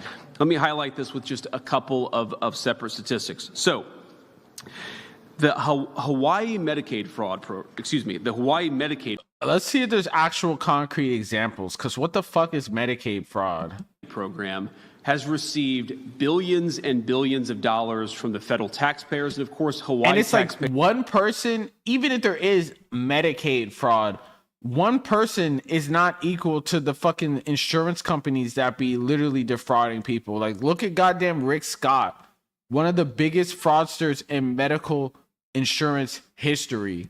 Payers have paid in a lot of money Who's a fucking into this senator. Program over the last years as well. Guess how many convictions or indictments has Hawaii had over the last few years in its Medicaid fraud program? The answer is 0. Yeah. Not a single. Because, like, what the fuck is Medicaid fraud, gang? Not a single conviction, because the administrators of the Hawaii program just don't take it seriously. They don't think that fraud is a big enough. Yo, this is such a stupid ass argument, too. So they're basically saying because no one got arrested for it, that it's really happening. And, like, because no one got arrested for it, that justifies like taking $1.3 billion from a whole nother state. Problem. They don't care about protecting resources. They don't care about protecting that Medicaid But where's program. the proof of it So what does actually that happening? mean? That means that if you're committing fraud in Medicaid in Hawaii, at least up until now, hopefully now they're going to take it seriously, you have had effectively free reign from the government of Hawaii to commit as much fraud as you want. That is a complete How much disgrace. fraud is happening? In New York, which does a little bit better, but not by much, New York has had 9 indictments over the last year. 9 indictments. That's a $100 billion Medicaid program just in New York, and you've had 9 indictments. Indiana, which has about a third of the population of the state of New York, has had more than 4 times as many indictments. What does that mean? Over the same period. So do we... By this logic, does that mean that... Couldn't that also mean, because you're not really giving any real examples of what the fraud is, but couldn't that also mean that people in Indiana are just more likely to commit Medicaid fraud? Does anybody here seriously think that the good people of Indiana are 12 times more likely to Yes, I generally do think that. Commit fraud than the people of New York? No, of course not. That's absurd. What is happening... Based off what? Is that the people in, the leadership in New York are just not taking the fraud issue seriously. They're not using these anti-fraud control units to actually investigate and indict the fraud. So what are we going to do to fix that? Today, we are sending across 50 Medicaid programs, we are sending letters that will require them to show that they are effectively and aggressively prosecuting Medicaid fraud in their states. And if they do not aggressively prosecute Medicaid fraud, we are going to turn off the money that goes to these anti-fraud units. We're going to turn off the money. Let's see examples of Medicaid fraud, because they have not even given us a single goddamn example of Medicaid fraud whatsoever. And it's kind of concerning, honestly. Examples of Medicaid fraud. What the fuck is Medicaid fraud, and why is it only Fox Business that say this? This is the face of healthcare fraud in America. A Miami businessman smiling as he counts stolen Medicare money in this video. I mean, first off, this is in Miami, which is home for fraud. I went to school basically for healthcare administration and policy, right? And the one major thing, I went to school in Florida, which is one of the big medical capitals of the U.S. because of the fact that it has such an aging population and so many hospitals. And more likely than not, the problems that occur in Medicaid fraud and just fraud in general in the healthcare industry is pill mills and just insurance fraud and basically billing people for shit that they don't even need. That's pretty much it. So it's it is a problem, but you're basically taking it out on the people that need healthcare rather than the businesses, which are the real perpetrators of this shit. Because one person is it's businesses that are making all this shit. By a government informant. From sham storefronts to empty offices billing the government for Medicare. What is this business? To buried millions in cash. Yo, the business But this is in Florida. I don't see this shit happening in California. This is mainly a Florida thing because of the aging population and shit like that. But they don't bring up Florida. They're just bringing it up on fucking California and Hawaii. Stealing Medicare and Medicaid dollars has never been as brazen. What are we talking, $100 billion? That's probably a conservative number. Why Medicare fraud? It's easy. It's unbelievable. It's really easy. Yeah, it's easy, but you need to have... Obviously, it's a lot easier in Florida because, like I said, aging population... It's a bunch of different ways to come up on bread. Pill mills, all that shit. Florida's been known for doing hella fucking medical fraud. We're in South Florida today at the headquarters of the agents charged with investigating Medicare and Medicaid fraud. And today they're taking us on location to show us how those schemes work. Behind the steering wheel for this rare ride-along is Omar Perez. They really got to ride along with this shit. Florida's special agent in charge of the investigation. So, Omar, give me a sense of where you're taking me. So today, we're going to head down south portion of Florida. He's one of some 450 special agents. There's special agents. Basically, we're watching a special agent who's investigating medical fraud in Florida, which is the medical fraud capital. From the Office of Inspector General, who fight a healthcare fraud battle every day. Annually, estimated Medicare and Medicaid fraud tops $100 billion. Around the world, it's known for its postcard perfect. Yeah, but they're taking it out in California, which is crazy. But to federal investigators, Florida's famous for its fraud. Hell yeah. Ask Rick Scott about that shit. Massive theft from the government's healthcare benefits, far more than anywhere else in the nation. Yeah, far more than anywhere else in the nation. Florida, which has the aging population that is necessary for this type of shit, even though you know, it's the most prevalent in Florida, but we're taking it out on California. We're going to head over to a durable medical equipment company, which unfortunately has been one of the lines of business that is really keeping us busy here. Durable medical equipment, DME. Think braces and wheelchairs. Fraudsters buy lists of patients and doctors so they can steal from the government. And with those two. Yeah, like I said, a lot of this stuff is kind of necessary to have an aging population because, like, when you have aging older people, it's so easy to come up off this bread. And the thing about California is a lot of people that age end up leaving the state of California because it's so expensive. You have the taxes, it's harder to retire here. Like, the retirement homes are probably expensive as fuck. And you can't just survive off of life savings and Social Security and shit like that. But in Florida, it's a lot easier to survive off of Social Security and life savings. So you can come up off hella bread, basically off of the aging population. Key pieces of information. It can sit at a place that has open Wi-Fi and just start submitting claims to Medicare. In South Florida alone, Perez Ibar says about 90% of the DME companies are fraudulent. God damn. In South Florida, 90% of these medical equipment companies are fucking fraudulent.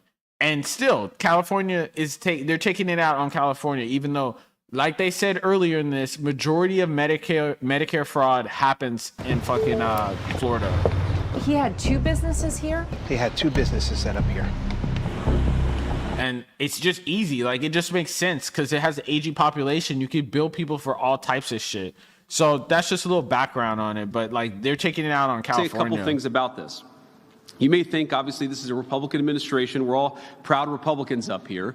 You may think that this is purely a red state or blue state issue. That's actually not true. He did not even bring up Florida, which is like the fucking kingpin of Medicare fraud. We see Medicaid fraud issues in Ohio, the state that I used to represent in the United States Senate. We also see Medicaid issues, fraud issues in a state like Maryland, which is obviously a very blue state. No, Florida, which is like the most prevalent state. But both Ohio and Maryland have worked with us to take this issue seriously. They've worked with the guys behind me. They've worked with our entire team to make sure that they take fraud seriously. Again, this does not have to be a red state or a blue state issue. This is just basic good government. However, states... Dude, I just think that the more expensive the cost of living is in a state, the less likely that there is to be Medicare fraud, because you need, like I said over and over again, you need an aging population for that shit to really kick off. That's why, like, Florida is really hidden. And, like, it needs to kind of be in a warm area too, because, like, when you need flocks of people basically retiring, going out there that are going to run up a bill. You can't do Medicare and Medicaid fraud off of a population that's generally healthy, you know? Like, that doesn't make sense. That defeats the purpose, because you don't need Medicare if you're healthy.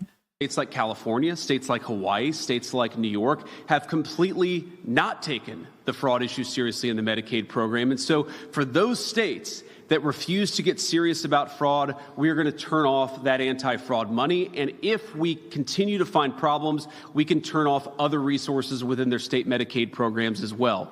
Our goal here is not to do that. Dude, my healthcare is so goddamn cooked. We don't want to turn off any money. What we want to do is ensure that Florida has not been mentioned once in this motherfucker. People are taking fraud seriously. We want to protect Medicaid. We want to protect Medicare. But we can't do that if the states that are administering those programs are allowing those programs to be fleeced by fraudsters. So we encourage, whether it's California or New York or Maryland or Ohio, they don't want to protect that shit. We encourage people to work with us. We want to help. If they wanted to protect that shit, why in the fuck did they use this big booty ass bill that literally raised the prices of healthcare, like state-ran healthcare? For instance, my state-ran healthcare went up triple because of that shit. So it's interesting that they say they want to protect it. Technology and other tools to get rid of the fraud, to get to the root of the fraud. We want to help you. But we can only help these state programs if those state programs are willing to help themselves. So these letters are the first step, the first effort to try to force these states to get serious about prosecuting fraud. And that's exactly what we're doing. Let me just talk about one final issue here. We see a lot of fraud in the home health care and in the hospice care system. Like I said, in the home health care and hospice care system, which is primarily old people. which, I mean, there's not a lot of old people living out here. Just look at whatever states have the biggest elderly population, and that's more than likely who's going to be committing that shit. Dr. Oz will probably talk a little bit more about that. But again, you have to appreciate that this fraud issue is fundamentally theft from the taxpayer, but also theft from people who need these programs. Just last month, a California psychotherapist, a woman who had spent 40 years treating patients, helping people deal with problems, found out that her Medicare program had been turned off, that she did not have access to the resources that she had been paying into for her entire life. Why? What? Because a fraudster had stolen her identity and signed her up for health care services that she didn't need, and so she had been turned off of the health care services that she did need. So in that type of scenario, like, where does a person benefit? Is someone just using that to get health care? This happens way too much in the United States of America, and it happens because until recently... And that's not running up $100 billion. Like, the real problem is the people that are, like we just saw in that other video, basically running up hundreds of billions of dollars. We did not have a government or an administration that actually took the fraud program and took anti-fraud prevention seriously. So let me just close with one final observation here. First of all, why are we doing this now? Why weren't we doing this 2 years ago? And the simple answer is because we didn't have a president and we didn't have an administration who took fraud seriously. So I want to thank the President of the United States. I know he's busy in China. All of these efforts, all of these things that we're finding are because we have a president who has told us, take the fraud issue seriously, get to the root of it. And let's go back and see what the actual fraud is. It's not people signing up for benefits. It's people making billions off of like selling bootleg ass or pretending to sell medical equipment to old people. We're at in 241. droves. This way, but if you can notice, this is kind of the business. It looks so nondescript. It is. And that's Crazy purposeful. they have guns for healthcare. And they want to try to keep us off their trail. A storefront once used to bilk the government out of $48 million in a single year. See, $48 million is a lot different than what J.D. Vance was talking about when he said that people were essentially running up a fraud bag. He talked about someone that just scammed for benefits, when in reality, the major fraud problem is in Florida, where these old people are basically getting scammed by these companies with that are selling like medical equipment and basically billing them for shit that they don't have. But I want to move on right now. I want to talk about, we're going to get into the interesting side of things right now. We're going to talk about this motherfucker, ChudtheBuilder. He is a racist streamer that essentially got arrested for attempted murder after he was, confronted by someone outside of a courtroom, and he shot someone in apparent self-defense. That's what he said. But it wasn't self-defense because he was basically egging the guy on. So ChudtheBuilder, known for racially derogatory live streams, charged with attempted murder in Tennessee. Let's give a little rundown. Let's see what the fuck happened. In my mind, I knew that this shit wasn't going to be no self-defense because you can't just attack people verbally and throw slurs at them.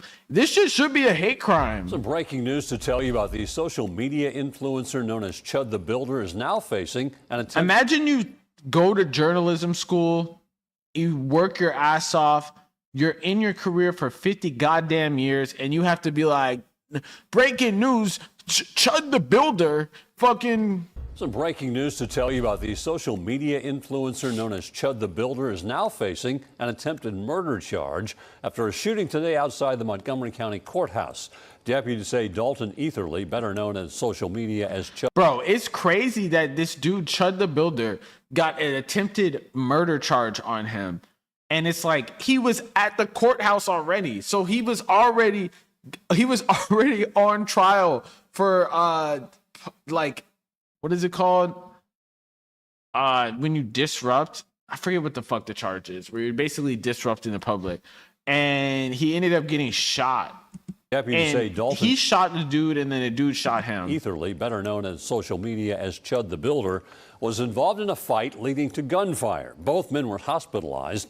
Deputies just arrested Etherly, charging him with attempted murder, aggravated assault, and reckless endangerment. With attempted murder, aggravated assault, and reckless endangerment. Tonight, he's being held in the Montgomery County Jail.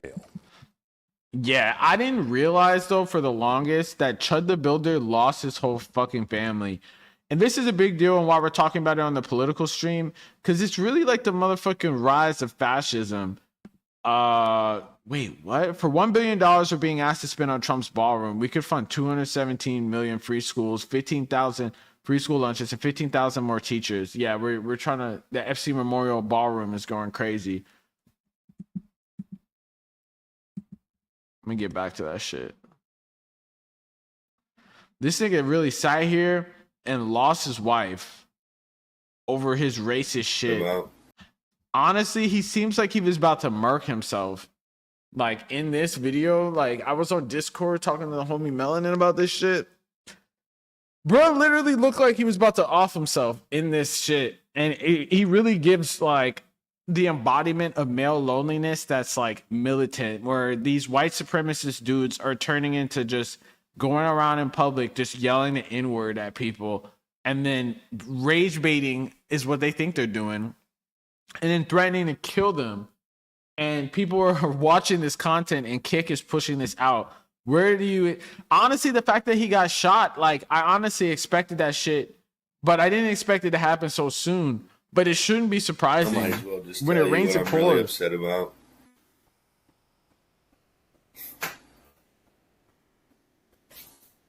My son's mother texted me today saying that she wants to change his name. Switch it from mine. She fears for him. Bro, are we supposed to feel sorry for you? Like, what the fuck? No shit. Look at what you be doing. Like, I don't understand how he's sitting here like she feels like he's scared, he's targeted. Like, bro, you put this on yourself. Like, he's scared, he's targeted. Like, bro, you literally did all this shit. Well, isn't this just the consequences of the fucking mistakes that you decided to put upon your life? She said, you know, she's like, oh, you tarnished your name. You did. I don't want him to have to deal with that. You did. And I don't know why you're sitting here throwing a pity party for yourself, motherfucker. You're the one that decided to throw around slurs and thought that this shit was all good. And I'm sitting there thinking, I walk through the streets and respectable people are literally stopped. Respectable Klansmen be coming up to you like, yeah, buddy, we love what you're doing to them blacks. Putting their cars in the road to shake my hand. Dude, they're not respectable if they're pulling up and shaking your goddamn hand. I'm walking past people that want to take a picture every second. And the only people that don't like me are niggers that are trying to kill me. Oh my God. Fucking bum. Fucking bum. Like, we're supposed to feel, bruh. But it turns out that he was getting pegged previously, so I don't understand why he was, I don't know. Yo, what? People are tired of, yo, this is the shit I be talking about, man. We literally live in DEI fascism. Yo, why the fuck is, what the fuck is going on? Yeah, sorry for that loud ass noise. I don't know why the fuck when my Yeah, you were cool as shit. I don't remember you that much, but I do remember I know you. See, we got roots. We're following Liver King. You used to sell me weed. I fed you before. It's been a long time. But I healed your stomach by teaching you how to eat real food. Bruh, this lady basically used to peg him in the butt. Yes. So that's what was your name again? I'm Lana, but that's Lana. Why I'm confused what happened to you. Because you're not racist. I know that. I fed you. I have not fucked Dalton since like 2015. What's up, y'all? Lily Venus here, pretty bitch with a big dick. It's literally in my bio. I'm only bringing this up because Chud the Builder's cameraman put our conversation on Broadway on YouTube. Now millions of people know what I look like fresh off work. Fucking great. But in the caption it said that black woman who used to smoke mid and get raw dogged by. Crazy how the clip culture is working and how like white supremacy is like building up in that shit. Honestly, well, it should really be concerning. I'm not lying. I already told y'all we used to smoke. He used to sell me weed. And we did raw dog. A lot. Me, him, and my ex-wife. I am a professional pegger. It is no secret that I perform prostate massages, if you will. For Bro was getting his prostate massage, if you will. men, I've been doing it for a very long time now. Most of my clientele is white men. We sign NDA agreements. I talk about me pegging all the time, but I never tell you names because discretion is key. Confidentiality is. Dude, I didn't know there was a whole. I mean, I figured there's a whole industry of like specifically. Well, no, I didn't figure that. Like, I thought that the pegging was just like included. Like, I didn't know that like pegging was in itself a whole industry.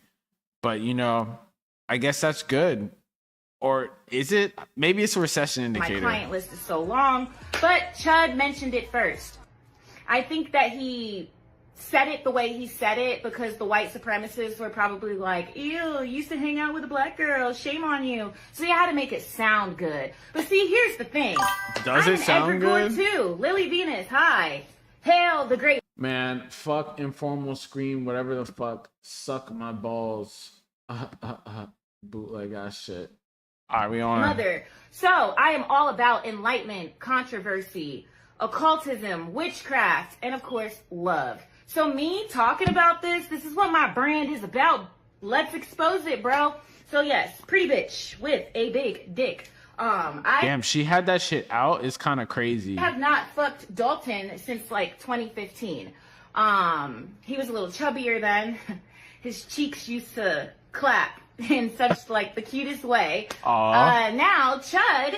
What happened to this dude? He was living his life, getting pegged, you know, had a black polycule going on, and then he turned into a fucking Nazi, had a kid, lost his kid, got a divorce, now has an attempted murder charge, ruined his life, total fucking piece of shit. He doesn't even have a little chubby butt no more, so I probably wouldn't fuck him again. But I'm wondering, did you bring that up because you want to spin the block?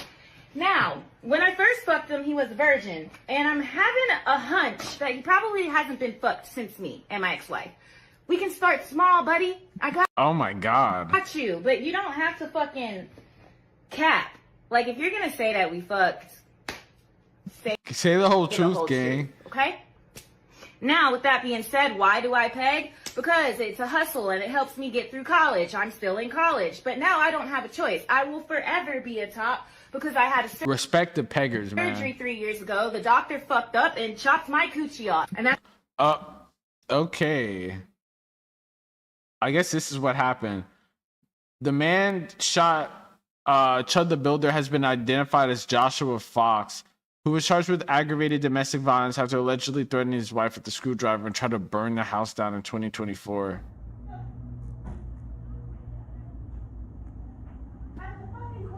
Yeah. Dude, how much of a crash out you have to be to get into some shit at the courthouse? Like, it was on site. It was fucking on site.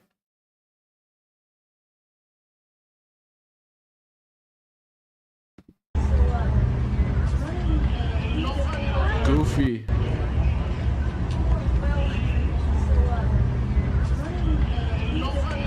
I don't know why he's so fucking mad at his life. Like, he didn't decide this shit. I wish I wasn't on the clock so I could tackle this motherfucker.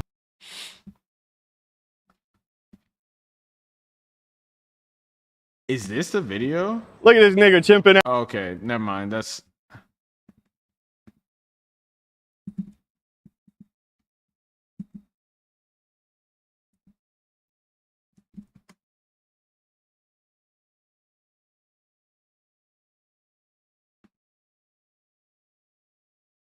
Dude, this shit is like all over AP News and shit. Like, what the fuck is going on, man?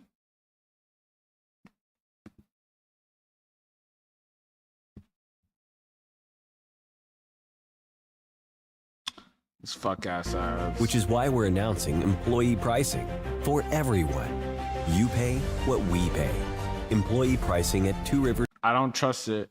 I don't trust like that. Where the fuck is Two Rivers even at? Is this the same video? Influencer known as old ass nigga, man. Crazy. Crazy how they switch up. But yeah, let's see what the AP News has to say about this shit. Man known for racially derogatory live streams charged with attempted murder after Tennessee shooting. Clarksville, Tennessee. a man known by Chud the Builder and live streams, who goes by Chud the Builder and live streams himself saying racial derogatory statements to black people in public settings, was arrested and charged with attempted murder after a shooting outside a Tennessee courthouse on Wednesday. Dalton Etherly, 28, an unidentified man, were involved in a confrontation that resulted in gunfire. District Attorney Robert J. Nash said in a statement, but Nash wouldn't say whether Etherly was at the courthouse in Clarksville, what he was doing, or what prompted the confrontation. Police didn't provide the race of the other man. However, a witness who said that she saw him loaded into an ambulance described him as black. Both men were transported to the hospital for medical treatment and were stable, the Montgomery County Sheriff said. Etherly had been held at Montgomery County Jail until bond could be set at an arraignment hearing. The county sheriff said Etherly also charged with employing a firearm during dangerous felony, aggravated assault, and reckless endangerment with a deadly weapon, the sheriff's office said. God damn, bro. That's ass as fuck. I mean, he's a fucking racist, so it doesn't fucking matter. But very interesting. Crazy how the cookie crumbles. But going back to JD Vance, I know y'all remember basically when Trump came out and said that he didn't care about America's financial situation, and he got a lot of pushback from that. Trump, I don't care. American financial. This is basically what he said. Just a little flashback to yesterday. This shit went viral as fuck. And he looked so fucking ugly. This is right before he went to China. American financial situation, I don't think about anybody. I think about one thing. We cannot let Iran have a nuclear weapon. That's all. That's the only thing. Yeah, he basically said, I don't care. Well, JD Vance had to answer for his sins of his daddy. Basically today in that whole press conference that we talked about with the fraud. President Trump left for China yesterday. He was asked about the war's economic impact. On camera, the president said that he doesn't think about Americans' financial situations during negotiations. We're going to play that full soundbite to give you context in just a moment. But first, here's Vice President JD Vance this afternoon claiming the president never said what we all heard. Bro, they're trying to lie to your own eyes in 4K. We saw it just now that he said that he didn't care. But JD Vance said that he didn't say that, and we just are misinterpreting it. When approaching the war with Iran, do you agree with the president's position that Americans' financial situations... God damn, bro's all sweaty and hunched up. He looks down bad. Do you agree with the president... The president never said what we all heard. When approaching the war with Iran, do you agree with the president's position that Americans' financial situations should not be a consideration in that decision-making process? Well, I don't think the president said that. I think that's a misrepresentation of what the president said. But of course, the president and I... Dude, they literally have to clean up for this demented dotard on the daily. Motherfucker said, that's not what the president said, actually. We heard it. We heard it. Think the president said that. I think that's a misrepresentation of what the president said. But of course, the president and I and the entire team, we care about the American people's financial situations. I don't think about American financial situation. I don't think about anybody. I think about one thing. We cannot let Iran have a nuclear weapon. that's all. So President... Bruh, so remember, when y'all go to the get gas, the average gas price is almost $5. In California, that shit is like fucking over $6 right now. Think about the fact that Trump said he doesn't give a fuck about the American financial situation and what y'all got going on. And JD Vance sat here and said that he didn't say that when we saw that shit in 4K. Trump made that comment hours after the release of a new inflation report, also being asked about the war with Iran. And it shows inflation is now at the highest level in nearly 3 years. Sheesh. This is a funny ass story. So basically, the LA race right now, if y'all paying attention to the LA County, or sorry, the LA mayoral race, this motherfucker, reality star from the hills, basically said that the fuck was that shit? They should have had the damn right to bear arms. Yo, so this motherfucker right here, he's from the hills. He's a reality TV star. He's rich as shit. He's related to Heidi Klum. I think that's her last name. One of them fucking Heidis. You know what it is. He said that he was living in a trailer because his house burned down from the Palisades fire. But it turns out he wasn't living in a trailer. Let's see if we can find his trailer. Spencer Pratt trailer. This motherfucker was saying that he was living in a fucking trailer. Look at this shit. Bro's capping. What's up, gang? Man Hollows, I'm posted up. We talking about motherfucking LA mayoral candidate Spencer Pratt, reality star that has a cult following for some goddamn reason because all he does is use AI. And he was trying to cap saying that he lives in a trailer now. Yo, appreciate the follow, by the way.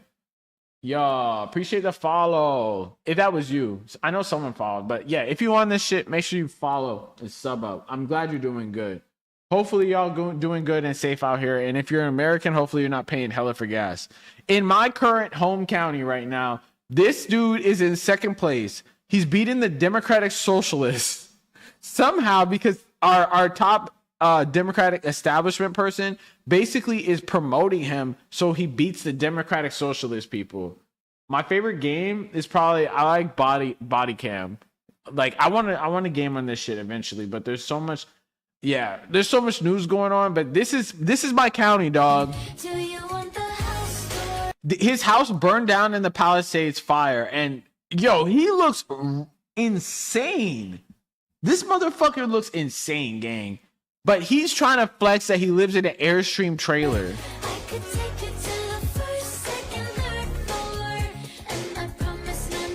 Bro, Republican boomers are falling for this shit. I mean, I don't mind Jumanji. I haven't played that shit in mad fucking long. Yo, what the fuck? Is this shit not even open right now? That's why I wasn't seeing this shit. My bad. I have to turn this shit on so my chat pops up. But yeah, this dude was saying that he was in this shit.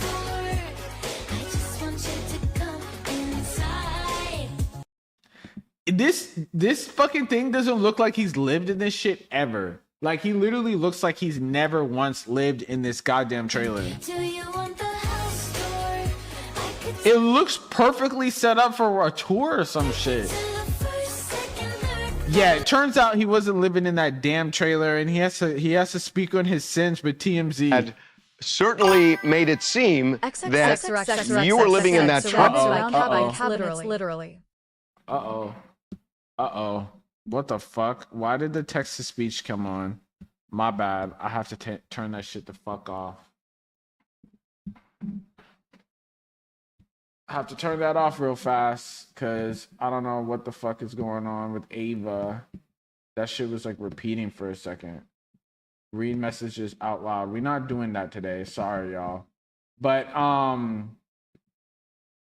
yeah, essentially, this motherfucker tried to say that he lives in a trailer now because his house burned down, and it's Karen Bass, who's like our current mayor's fault for his house burning down. But he got called out because it turns out he's living in a $1,500 a night Beverly Hills mansion, surrounded by cabinets, literally.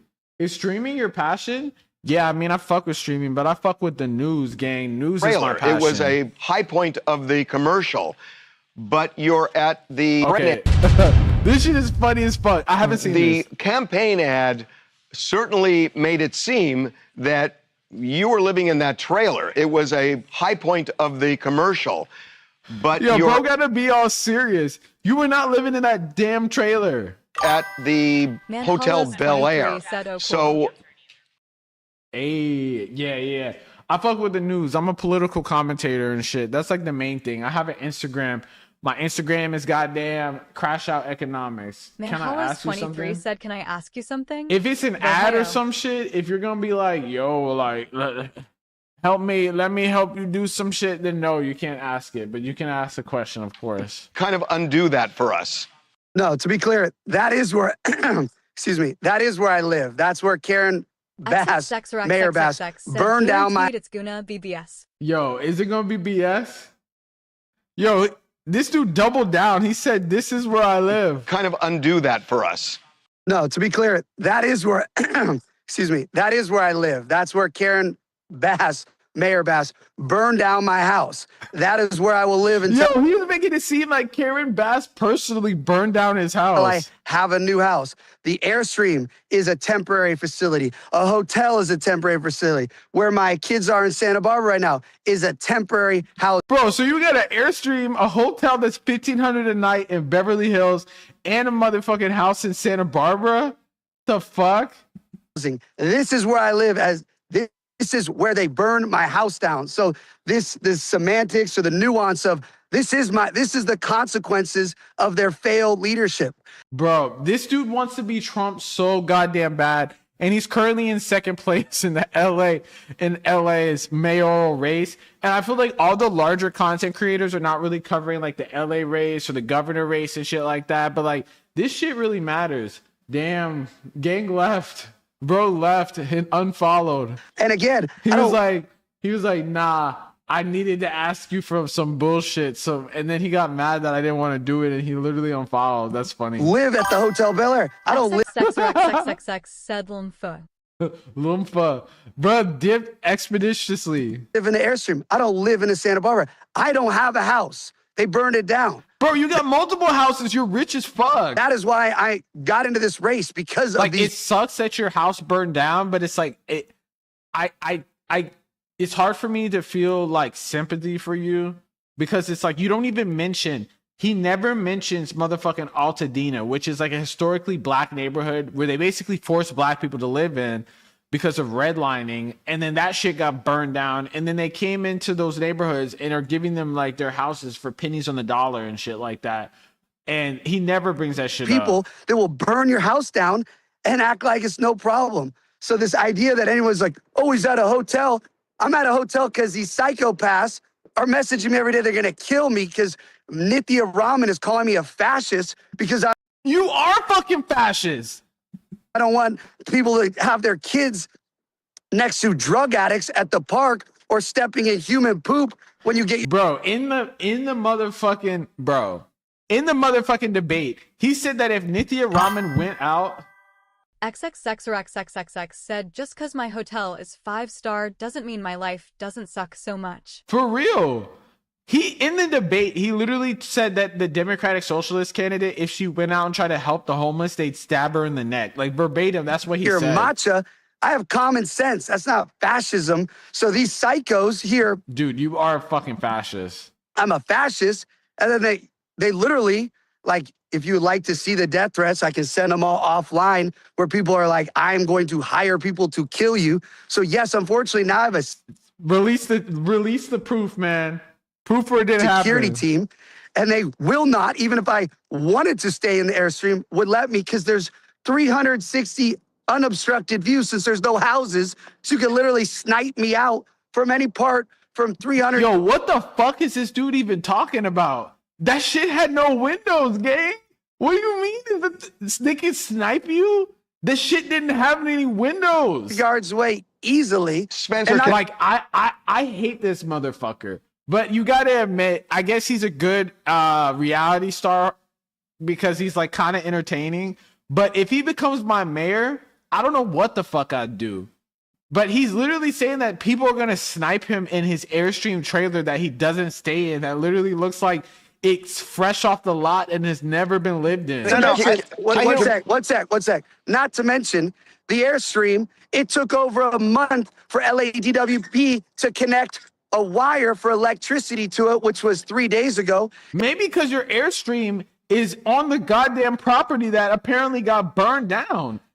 And it's like, bro, you have money. You could rebuild your fucking house. People have been rebuilding. Obviously, it's a lot harder for people that don't have money, but you currently have money. You have multiple houses. You're literally just doing this as a fucking... XXX or XXXX asks, wait, he said it took who that long? So yeah, we have the XXX or XXXX asks the government. Yeah, the LA Department of Water and Power. It's like the government ran like power company and shit. But he basically said it took them months to set up a wire to give him his Airstream, his little trailer, electricity. But he also said that the trailer is posted up on the same lot that burned down. So it's like XXX said that's his FKNG problem. He's too rich to rely on government anything. That's what I'm saying. And he's just using it as an excuse to complain about the government and shit. Which LA Department of Water Power is fucking annoying as shit. But it's like, I don't know why you're blaming him on that shit. And it's like, I mean, why he's blaming them. He's the one that's choosing to move his Airstream trailer on the fucking property that was burned down. Weeks to get the water hooked up, which was yesterday. So for these people that But you were staying in a fucking hotel, gang. to focus on where I sleep at night, first off, I don't even sleep. I get 4 hours of sleep because I'm fighting these corrupt freaking politicians. You look like you don't get sleep, but I don't know if I want a mayor that says that he doesn't sleep at all. All day long. You want to see my phone hours? I'll screenshot it. It probably says 19 hours. Bro is tweaking, man. I do not want this motherfucker as my governor. I mean, as my mayor, man. The fuck is bro talking about? And he uses hella AI ads and shit like that. I hear what you're saying, and on the symbolism of your ad that because of the fire that you don't have a home, and I get that. But there's something to the point where you say in the ad, this is where I live, while you're standing in front of a trailer. I think the reason that ad was... He didn't say that shit, and he was not living there. ...so effective with voters is because you did draw this visual comparison of where the mayor lives, where Nithya Raman lives, and where you live. So you're showing Even though where he's the richest person in the fucking race because he's been famous as shit for decades. they live, and then you're saying, this is where I live. Everyone saw that ad and thought, wow, Spencer Pratt has to live in that trailer because his house burned down. But that doesn't make any fucking sense, man. If you're living in the Pacific Palisades, you're a multi-millionaire. You're rich as fuck. You're probably in the 1% compared to the rest of Americans because the average house over there is over $1 million.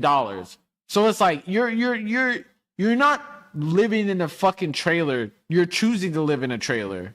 I do, sir. But that then is my house. That is for the my last house. month and a half, Yeah, it's your house, but is it your home? you've been at the Bel Air Hotel. I haven't been at the Bel Air Hotel for more than 6 days in the last month. This is all public on my things. But that's where you've been staying. I know you may not have actually been in it. No, I've been in Santa Barbara where the LA Times reported where I lived and doxed me. That is where I live. So you have a house. You're just choosing not to live there. And also, do you even fucking live in LA? If you live in Santa Barbara, how the fuck are you running for LA mayor? Period. In Pacific Palisades, even LA either? That shit, isn't Pacific Palisades its own city?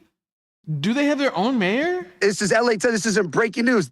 Even when the Airstream ad came out, the LA Times cover story is saying, no, Spencer Pratt lives in Santa Barbara. And I said, yes, thank you for doxing me. I tried to sue the LA Times for saying where I actually... Bro said that he has not slept in days. live. But are you saying you live in that trailer?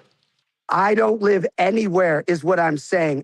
What the fuck does that even mean? Bro said he doesn't live anywhere. I don't have a house. They burned it down, Harvey. I don't have a house. But why not say that? But Spencer, that would be really effective. Why not say that in the ad?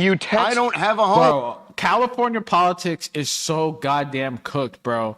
I mean, American politics in general is cooked, but we have some fucking lunatics, actually. You texted me today. I have never told anyone I lived in it. And yet in the ad he said he told people that he lived in a trailer. So if you just tuning in right now, this is our reality TV star that's currently in second place for mayor. And he's apparently saying that he lives in a trailer because his house burned down in the Palisades fire. The Pacific Palisades, I'm not even 100% sure are within LA city jurisdiction, but that's besides the point. But it turned out that he was not living in that trailer. He was not living in the trailer. He lives in Santa Barbara and also lives in a Bel Air, super nice hotel. His house unfortunately burned down, which sucks. But bro's trying to LARP that he's a hobo. Say this is where I live. This is my house. This is my property. There's nothing there, Harvey. It's dirt lot. I had to have it craned in to the lot. That's what. Yeah, so that's what I was saying. He put the Airstream into the lot. Then keep in mind that it damn near last year when this fire happened, it looked like a fucking bomb went off, like a nuclear bomb or some shit like that.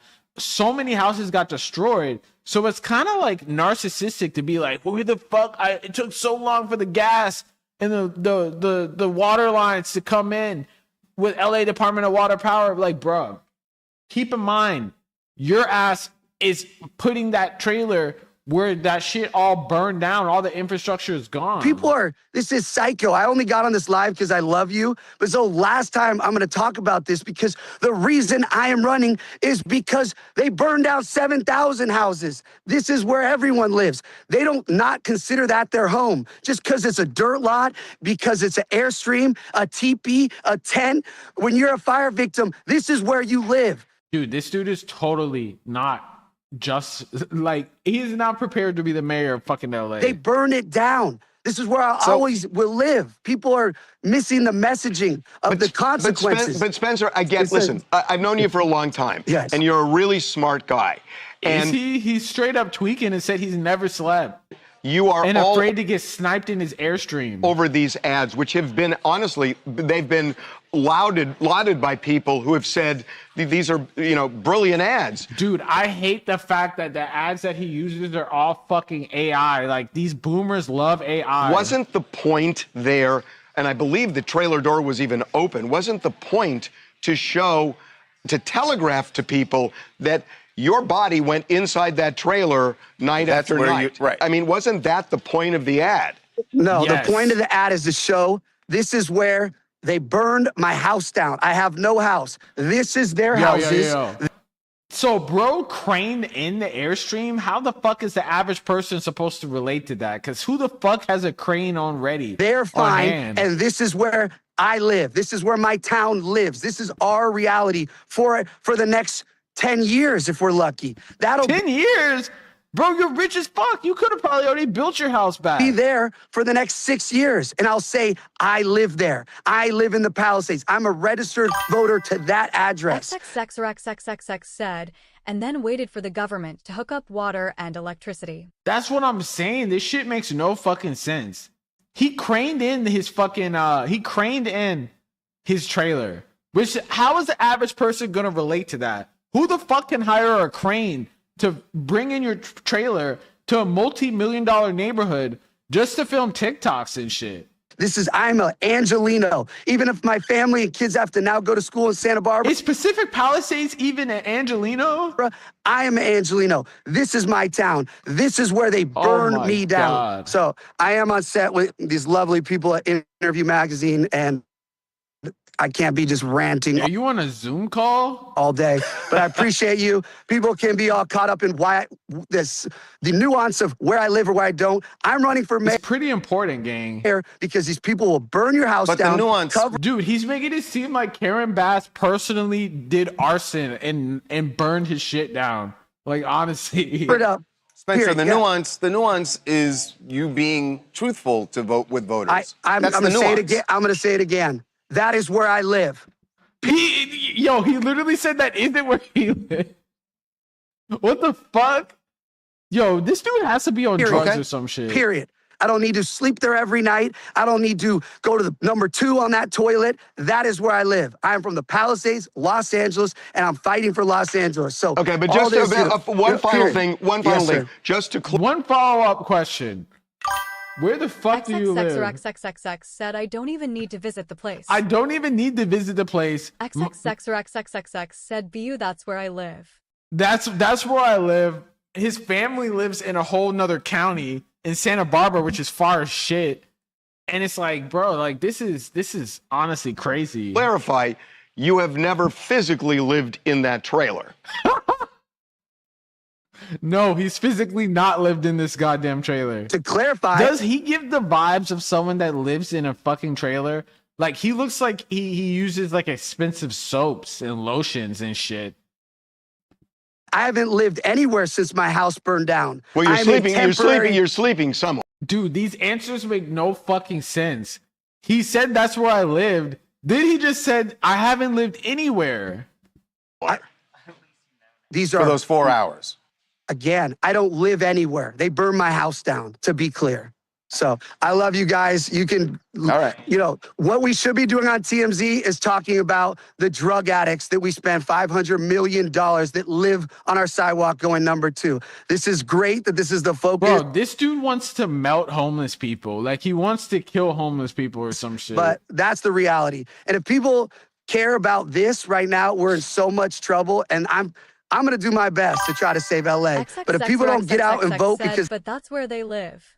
Literally. They want to feel safe, and that's what I'm fighting for people. Does this guy make y'all feel safe? Because I, for real, do not feel safe with this dude. People that feel safe, and their tax money to literally go to making us safe, and the people to get housed, and people not to die on the street. That's the message. So this does not matter. That is where I live, period. And I'll live. He just said that I don't live anywhere. Now he's saying that's where I live. In LA, as long as I have that dirt lot. The Airstream is imaginary to me. I live in that dirt, in my ashes. That's what I fight for. So I love you guys. Keep posting me. Please use better photos. God bless you. Yo, this dude is a fucking lunatic.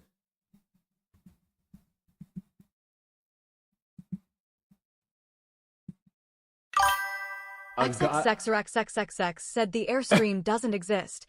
He is not living. This is the type of shit. These are the commercials that he's running with. Reality TV star Spencer Pratt is hoping the power of AI will help him win the and LA these boomers are eating this shit up. LA political reporter Tom Wade has a look at the controversial campaign ads that are drawing. Spencer Pratt with a new AI-generated ad, recasting the mayoral race with a new hero and a new villain. As long as they don't have... This shit was tweaking out for a second. My bad. All right, let's run it back. So these are the ads that he's using. They're like extreme fucking AI ads and shit. TV star Spencer Pratt is hoping the power of AI will help him win the LA mayor's race. And CBS LA political reporter Tom Wade has a look at the controversial campaign ads. Boomers are loving this Tom shit. Wade has a look at the controversial campaign ads. Boomers are loving with a new AI-generated ad, recasting the mayoral race with a new hero and a new villain. As long as they don't have any hope, the city's ours. It's one in a series of AI ads Pratt is promoting on social media, where he has a massive following. It's crazy that he's a fucking like reality TV star and like in the entertainment industry and didn't want to pay anyone in the entertainment industry to make this ad. Welcome to the new age of campaigns. Rob Stutzman is a campaign strategist and was former Governor Arnold Schwarzenegger's deputy chief of staff for communications. This is going to be the debate about AI. Is it fair to depict people like that? Tough question. It may be offending some voters. And then it just also may be wildly I can't think that like I can do whatever I can't think that California, specifically LA voters, especially in like the union town that is LA, especially in the entertainment industry, has really strong unions out here. I don't think that they would fuck with this shit because it's like, not only is it stupid as hell, but you're not even using real actors or anything like that. Like it's kind of a spit in the face for everyone that actually works in the entertainment industry. And like, part of the reason why they had those long ass strikes and shit is because they didn't want to be replaced with AI. I'm the landlord. LA City Councilwoman Nithya Raman's campaign says they're using real actors in their ads. Raman is trying to make affordable housing her signature issue in the campaign. When my city is threatened, Karen Bass, though, I swear they gave her an AI afro. Her afro was always goddamn on point. That shit has no curls out of stature. They're always on point. AI afro. Fight. LA Mayor Karen Bass also taking a more conventional approach. XXX asks, and what is the future of campaigns? Yeah, who has the sloppiest AI slop, specifically on the Republican side, because they love that shit or some shit. Yo, what? There's... What the fuck? Hi, Michael. Spencer Pratt, mayoral candidate Spencer Pratt is making news. And I understand you had a little back and forth with your newsroom. Get us updated, sir. He did. So this was really interesting, and everywhere. Oh, here's the ad. Here's the ad. Ways the face or one of the faces of the fire, and of the He's trying to be the face of the fucking fire. What the fuck, bro? These AI ads are crazy. Yo,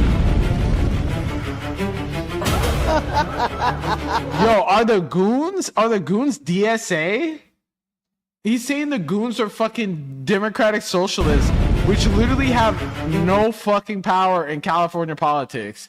Like, I mean, they have power in the council, like the LA City Council, like barely, but it's like they don't have the same amount of power as like New York DSA.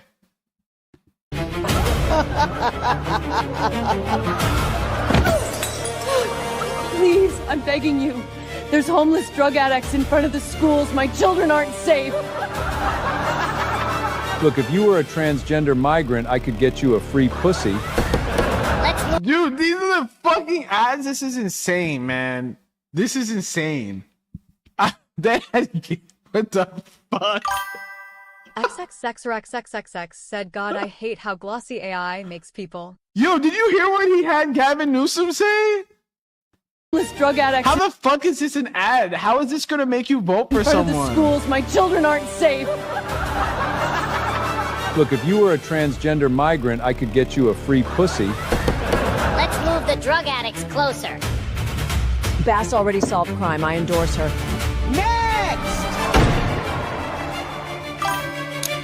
XXX said what? He just said, the Gavin Newsom dude said, if you were a... What the fuck did he just say? Gender migrant, I could get you a... He's trying to pull the Trump shit, but it's like, I don't think that this is like... XXX said a free pussy. I don't think that this is gonna work in California. This isn't gonna work in LA, gang. Dude, this is why he was like, and he's the DSA goons. Like, DSA really be moving like that in California? I wish. But like this, he's saying that people want to murk him. This is the type of shit that would get you murked out here. Look, if you were a transgender migrant, I could get you a free pussy. Let's move the drug addicts closer. Tarek said, Bass already solved crime. I endorse her. Do I believe in transgender? Yeah. I mean, I'm not really sure what that question is asking, but I mean, I believe that they should have like basic human rights and not be treated. XXX said, I mean, if he's handing out free pussies. Let me get one. I believe that transgender people, just like anyone, should have just like rights and shit. Like, goddamn. People be like victimizing, or not victimizing them, but people be... Tarek said, do you believe male is a woman if he says he is? I believe that I don't... XXX said LMFAO.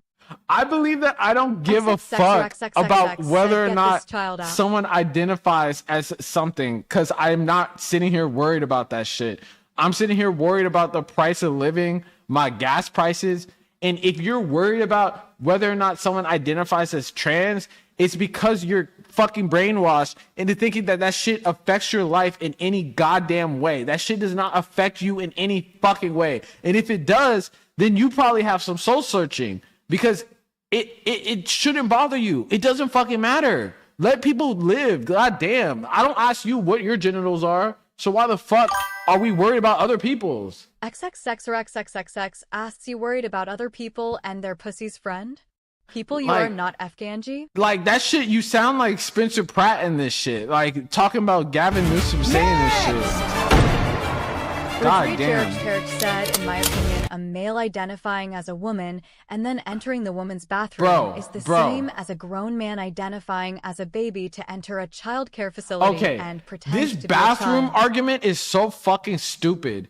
Because at the end of the day, if you're some type of rapist, why the fuck are you going to waste time identifying as someone else when you can literally just walk into a bathroom and do that shit regardless if you identify as something or not? XXX said LMFAO, but it's not. It's not, gang. Like, you're more likely to get sexually assaulted by a big, burly white dude. XXX said exactly. Like, that shit makes no goddamn sense to me. Like, y'all niggas sitting here obsessed over bathrooms. You need to be obsessed over the cost of living. You need to be obsessed over your health care. You need to be obsessed over shit that has nothing to do with transgender people. I bet you haven't even... If you had met a trans person, you'd probably fuck with them and think that they're cool. But you sitting here worried about bathrooms and shit? My guy, Like, do you ever, for instance, go and check the sexual registry of like offenders in your area? Like, they're more than likely random straight white guys. And we sitting here worried about people fucking identifying and stuff. Man, it doesn't matter, because if someone was gonna actually do that shit and go into the bathroom, you think they would sit there and like take abuse? XXX asks, also, are you a woman? Why are you worried about our bathroom? Dude, they're not committing an offense. You are also trying to sneak in. You're only, dude, you don't think that they can just sneak in regardless? Said they're not on the offender list because their offense is legalized. They're not committing an offense. You're committing an offense when you do some shit. Said this person is an offender. Bro, this is such a stupid ass argument. This argument is not rooted in actual like truth. It's just rooted. Tarek said if they're a transgender, they don't have to sneak in. They can just walk in openly. Dude, you act like there's a fucking XXX said no you. Yo, XXX said you want to sneak in. Gang, you're acting like there's like a bathroom security guard at any fucking public restroom. Like, these people, like, if someone really wants to commit a fucking heinous crime in a bathroom, they could just do that shit. You are mad because you are not invited to the ladies' bathroom, LMFAO. Bruh, like, it doesn't make any sense. It's not rooted in logic to say that, because at the end of the day, someone can literally commit a crime like that. Like, why would they go through the trouble of being oppressed just to... That makes no sense. Like, why would you want to be oppressed just to commit crimes against people in bathrooms when you could literally just be a grown-ass man that commits crimes in bathrooms without being oppressed? That shit doesn't make any fucking sense whatsoever. Erdreet Tarek said no, but if a man walks in and a woman screams and complains, it is taken seriously. If the man is a fake woman dressed like a woman, if she complains, she is called hateful for complaining. Bro, you're acting like society is woke. People, I'm pretty sure, generally speaking, like, people have the same hateful opinions as you on trans people. Said you know a woman can go in and assault other women too. Like, it's such a crazy argument, man. Like, you acting like people just generally don't think like you, and that like people are generally not hateful. Have you not looked at our country? We're ran by a fucking bunch of racist Christian nationalists that fucking hate trans people. I don't think people are going to be sitting here like, actually, it's hateful if I say anything. I'm going to be quiet. Like, no. People like you are literally complaining and this shit doesn't even happen. Said the fact that you can legally cut off your genitals and enter women's bathroom anywhere on this doomed earth is already proof enough that the world is going bat-hit insane. Bro. I'm called hateful for coming out about straight men. I am called hateful for coming out about straight men assaulting me. Dude, this is a crazy conversation. I don't think that you should be sitting here worried about what people do with their fucking genitals. Said cut your dick off too, then LMFAO. Bro, I don't think that the average person like should even give a fuck about like what percentage of America is even like trans people. It's such a small percentage of people because they have to go through the average everyday life of people like you basically hating on their existence for no goddamn reason whatsoever.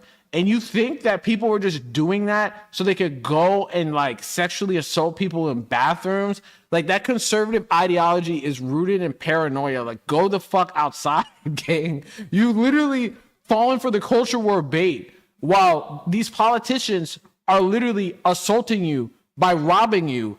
And our fucking head, you're sitting here worried about some hypothetical situation with some rapist going in a bathroom when the president of the United States is an actual fucking rapist. So with this logic, shouldn't you fucking hate? XXX said, and shit at this point, if you cut your dick off just to assault me, okay?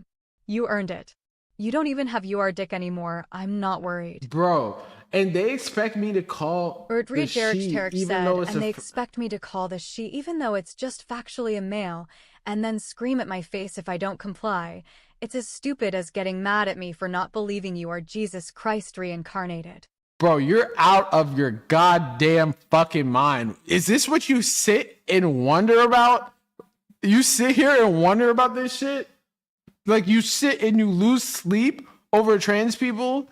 Like, XXX or XXXX said LMFAO, this person has a secret kink for sure. This is crazy. Like, honestly, like this is something that I just don't understand. Like, maybe what's the difference between... Tarek said, what's the difference between a man identifying as a woman or an adult identifying as a child or a human identifying as an animal? Bro, this is fucking way too goddamn crazy. Think about trans people way too much. Why are you thinking about trans people so much? Like, maybe you could think about the fact that, like, maybe the verbiage is a little hard. Said, can I identify as black if I want? For real, gang. XXX said nothing. Like, let people everyone live. I think you don't have much going on. This is crazy. I'm gonna have to time out, bro, because that nigga was annoying as fuck. I just can't understand the logic of people sitting here like demonizing trans people. Like, maybe you have a problem with the verbiage and you have issues with they them like not knowing how to understand that shit. But the fact that you're gonna sit here and be like they're invading bathrooms or some shit like that, it is fucking crazy to me, gang. Like, I can't believe that people sit here and lose sleep over such a small portion of American society. And if you fall for that shit, you'll fall for anything. They're just trying to divide us along those lines. Because at the end of the day, dude, like, it doesn't matter, like, who the fuck sits and worries. XXX said, and of course, they're the type of white person to say, what if I became Ollie London LMFAO? That shit is so goofy, bro, because it's like our literal fucking president is a rapist. And it's like, for sure, like, we can't for sure say everything that went down in the Epstein files is true, but we can for sure say that he is he lost in a court of law of him being a rapist. So it's like, we do know that shit is true 100%. And that same argument that they have never really goes into depth like that. They only talk about all the shit that could hypothetically happen with trans people. And it's just so fucking goofy to me. Like, that shit is so stupid. Like, it's not fucking 2020, gang. It's not 2021. It's 2026. Generally, nobody gives a fuck. I mean, the people that do give a fuck are on some weird shit. And it's like, why are you even obsessed over anyone's genitals? Like, keep your hands to yourself. XXX or XXXX said trans people have existed for longer than the whole Jesus fan physician. It's true. It's true. And it's like, why the fuck are we like sitting here like fucking worried about this shit? Like, the person who said that stuff that was trying to hijack this stream probably is a fucking freak anyways. Why did they put Joe Rogan in this shit?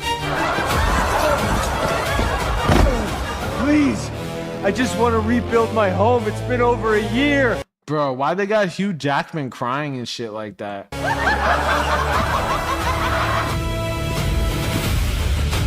Mom, look! Bro, this is definitely a fascist ass ad. Why is he at the White House?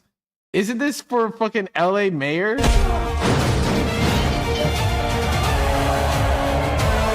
This is a machine.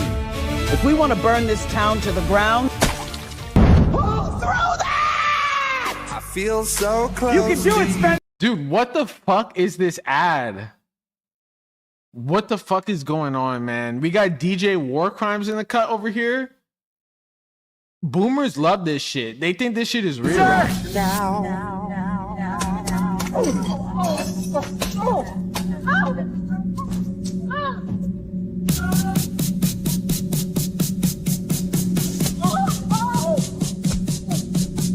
This is so fucking stupid. Because first off, Gavin Newsom and Karen Bass and Kamala Harris do not fuck with California DSA.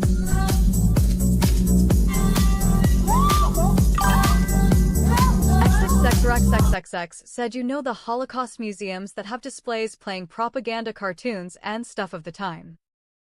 This will be. And it's like, it's literally like anti-socialist fucking shit, even though none of these people are socialists. Yeah, so that's what we're going up against in motherfucking LA County, man. I don't understand this shit. But I I did a long stream today. That's all I kind of got for today because I have to get my hair braided. My shit's been looking a little crazy. Appreciate y'all tuning in. I started a little bit later or earlier than before, but go back and watch the VOD if you want to see more shit about China. I went into depth. I talked about China for like a motherfucking hour and shit. I appreciate y'all all tuning in. I'm gonna be live again tomorrow. My bad for starting so fucking early and shit, but make sure you sub up, make sure you tap in, and make sure you follow if you're tuned in.